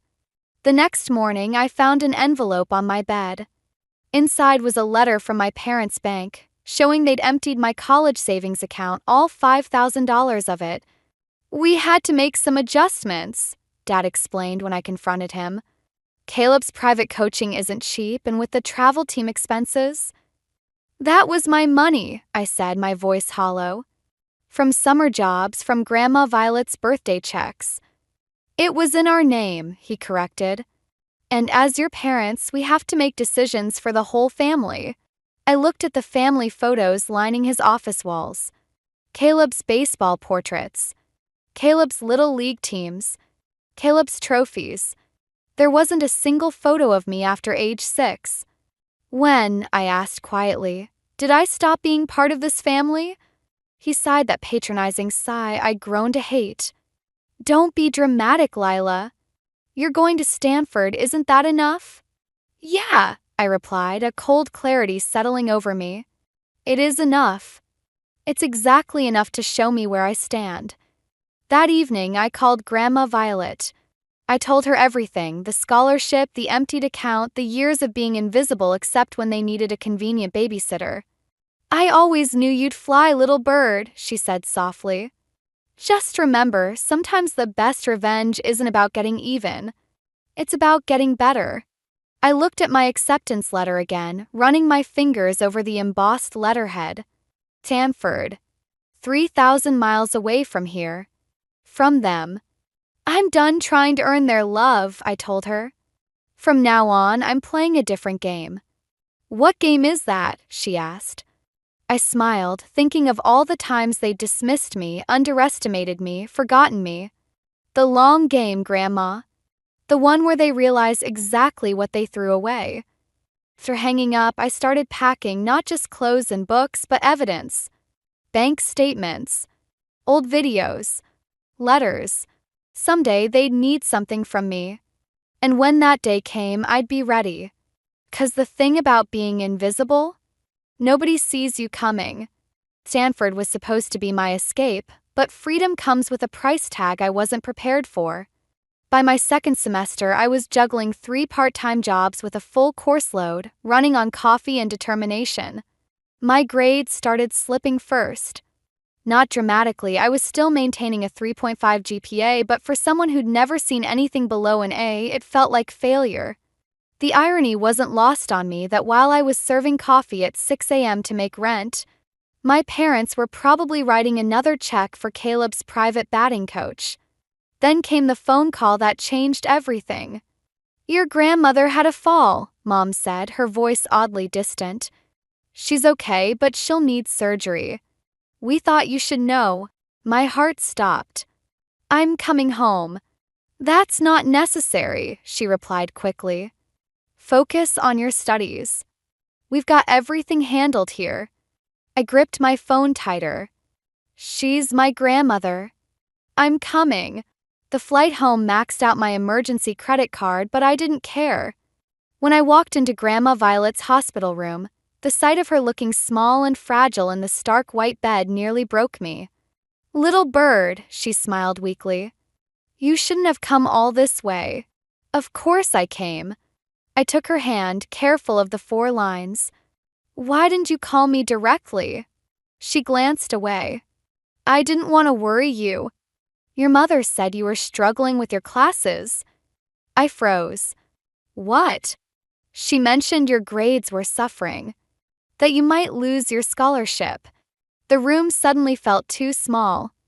My parents hadn't contacted me once since I'd left for college, but they'd been talking to Grandma Violet about my supposed failures? "My grades are fine," I said firmly.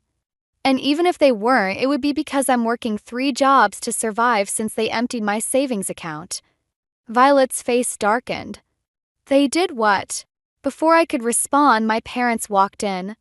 Mom was carrying fresh flowers. Dad had a newspaper tucked under his arm. They both stopped short when they saw me. "Lila," Mom said, recovering first. "We told you not to come. Funny how you've suddenly got opinions about my choices." I stood up slowly. "Want to tell me why you're spreading lies about my grades?" Dad stepped forward. "We're concerned about your priorities. Working all these jobs instead of focusing on your studies." "My priorities?" I laughed, but there was no humor in it. "That's rich coming from the people who stole my savings to pay for their golden child's batting lessons." "Lower your voice," Mom hissed. "This isn't the place." "They took your savings?" Grandma Violet's quiet question cut through the tension like a knife. "The money I've been sending you," she continued, her voice growing stronger. "For your education." "What happened to that?" The silence in the room was deafening.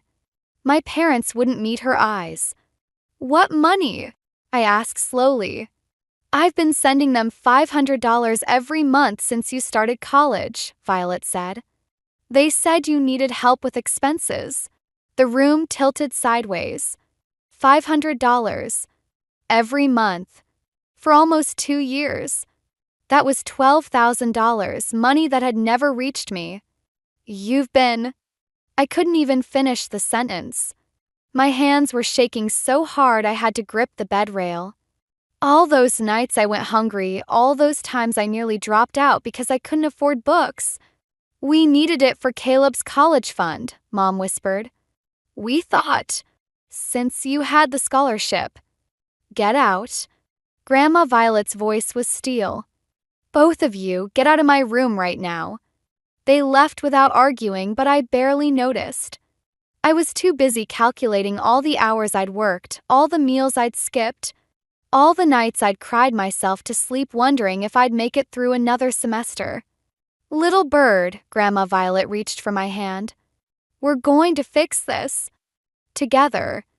I looked at her, this woman who'd always been my only real parent, and made a decision. No, Grandma. I'm going to fix this. And they're going to regret every single penny they took. It wasn't about revenge anymore.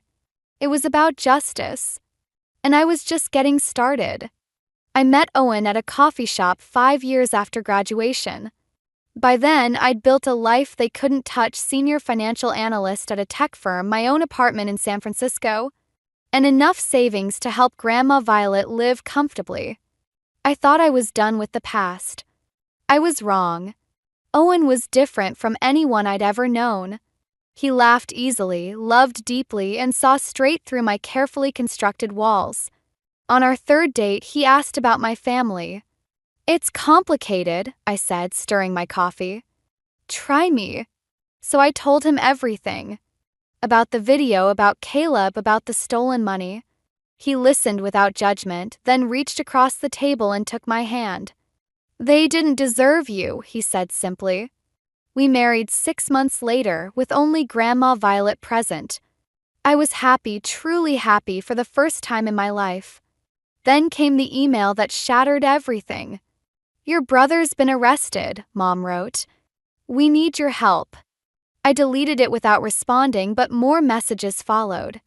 Caleb had been caught embezzling from his college baseball team's fundraising account. They needed $50,000 for legal fees.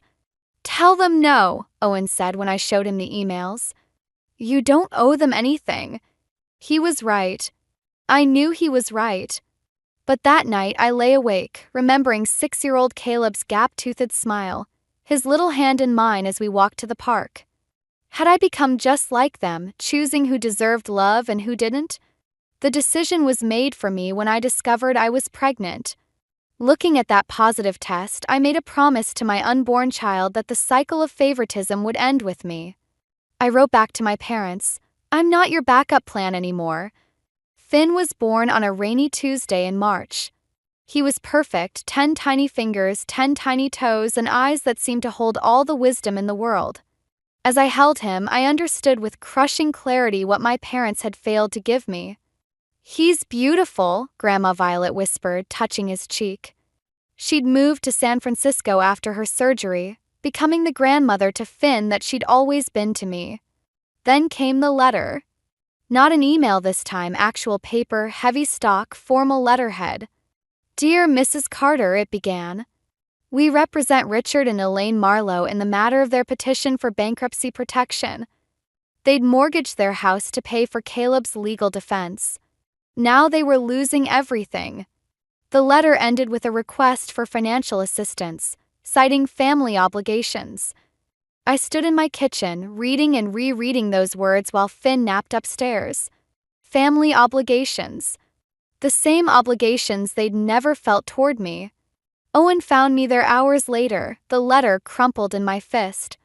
They want money, I said flatly. What are you going to do? I looked at the family photos on our wall, real ones, full of love and laughter. Finn's first smile. Our wedding day. Grandma Violet teaching me to bake cookies. I don't know, I whispered. If I help them, I'm enabling more abuse. If I don't. If you don't, you're protecting yourself and your son, Owen finished. But it wasn't that simple. Because now I had Finn, I understood something terrible. Even the worst parents leave marks on your heart that never quite heal. That night I wrote 2 checks. One to my parents' mortgage company and one to a trust fund for Finn. Same amount. Different futures. This isn't forgiveness, I wrote in the accompanying letter. This is goodbye. I sealed the envelope, knowing this wasn't the end. They'd want more, they always wanted more. And for the first time, I wasn't sure if I was strong enough to keep saying no. 'Cause sometimes the hardest part of revenge isn't executing it, it's living with the person you become in the process. I never planned to attend that Thanksgiving dinner. But when Grandma Violet insisted it might be our last chance to all be together, given her recent health issues, I couldn't say no. That's how I found myself back in my childhood home, 5-year-old Finn clutching my hand as we walked through the front door. The house smelled like turkey and tension.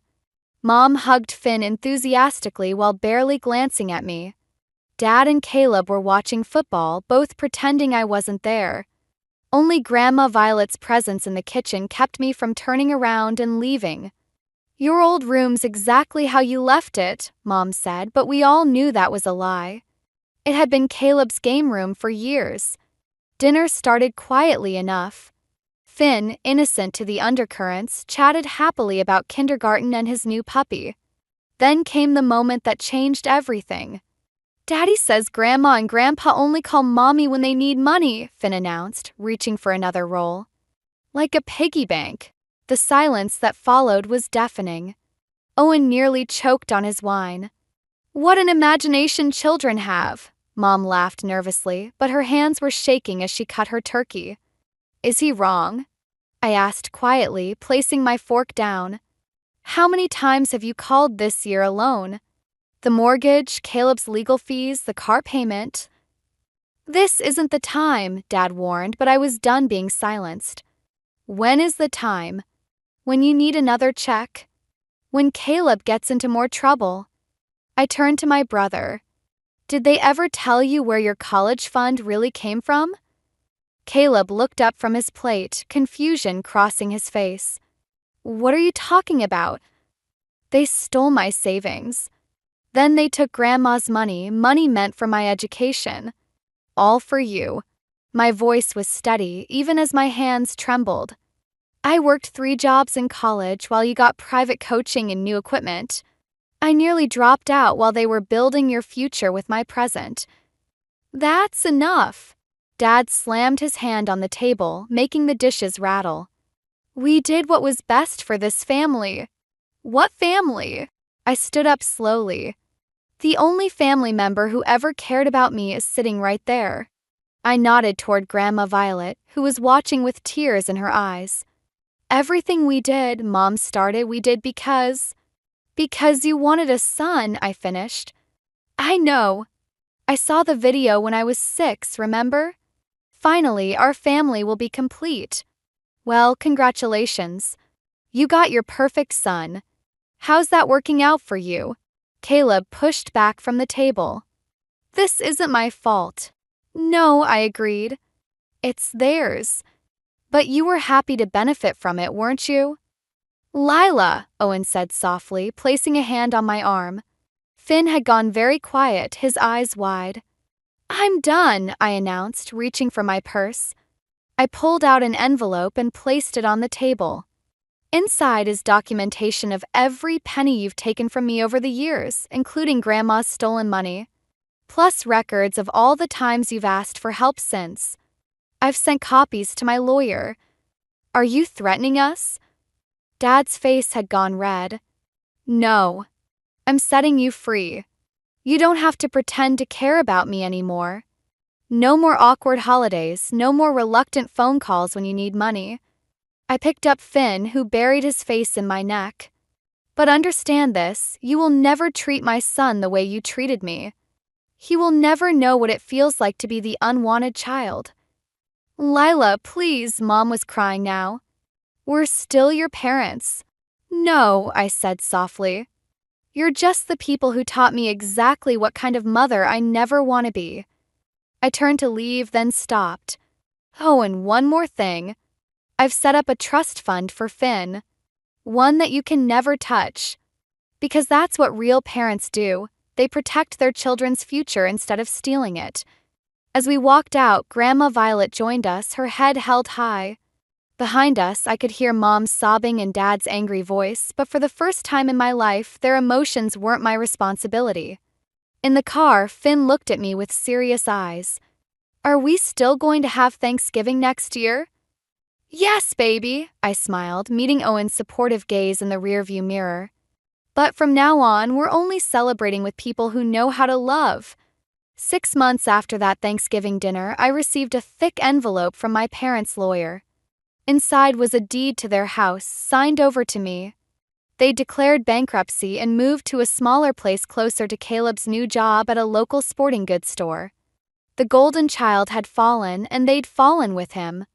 I sat in Grandma Violet's garden, watching Finn help her plant spring bulbs, the envelope heavy in my lap. "You know," Violet said, brushing dirt from her hands, "your mother was just like them, her parents, I mean."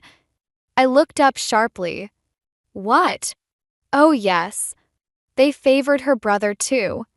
That's why I tried so hard with you." She settled into the garden chair beside me. I watched history repeating itself, and I couldn't stop it. Just like I couldn't stop your mother from becoming exactly what she hated. The revelation hit me like a physical blow. All these years, I'd thought I was alone in this story.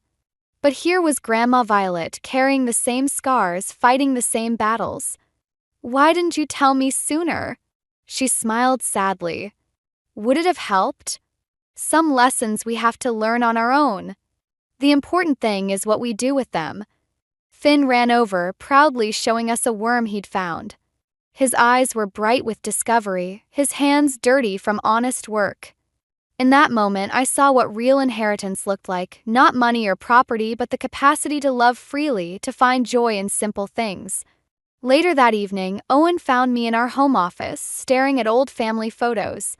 "What are you thinking?" he asked, massaging my shoulders. "I'm thinking about cycles," I said.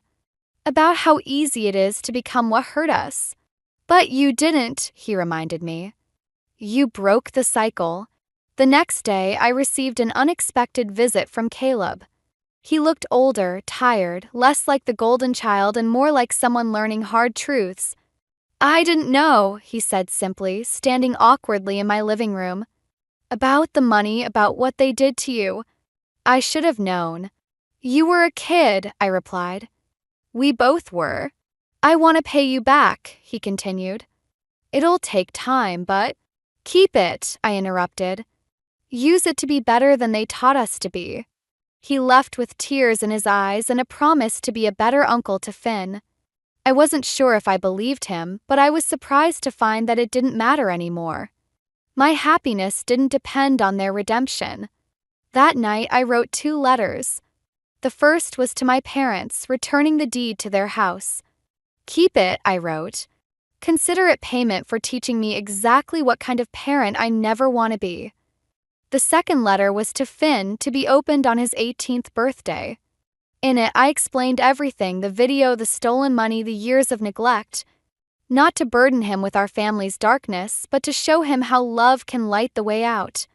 "The greatest revenge," I wrote, "isn't in making others suffer, but in refusing to let their choices define who you become." As I sealed the envelope, I heard Finn's laughter floating up from downstairs, where he was baking cookies with Grandma Violet.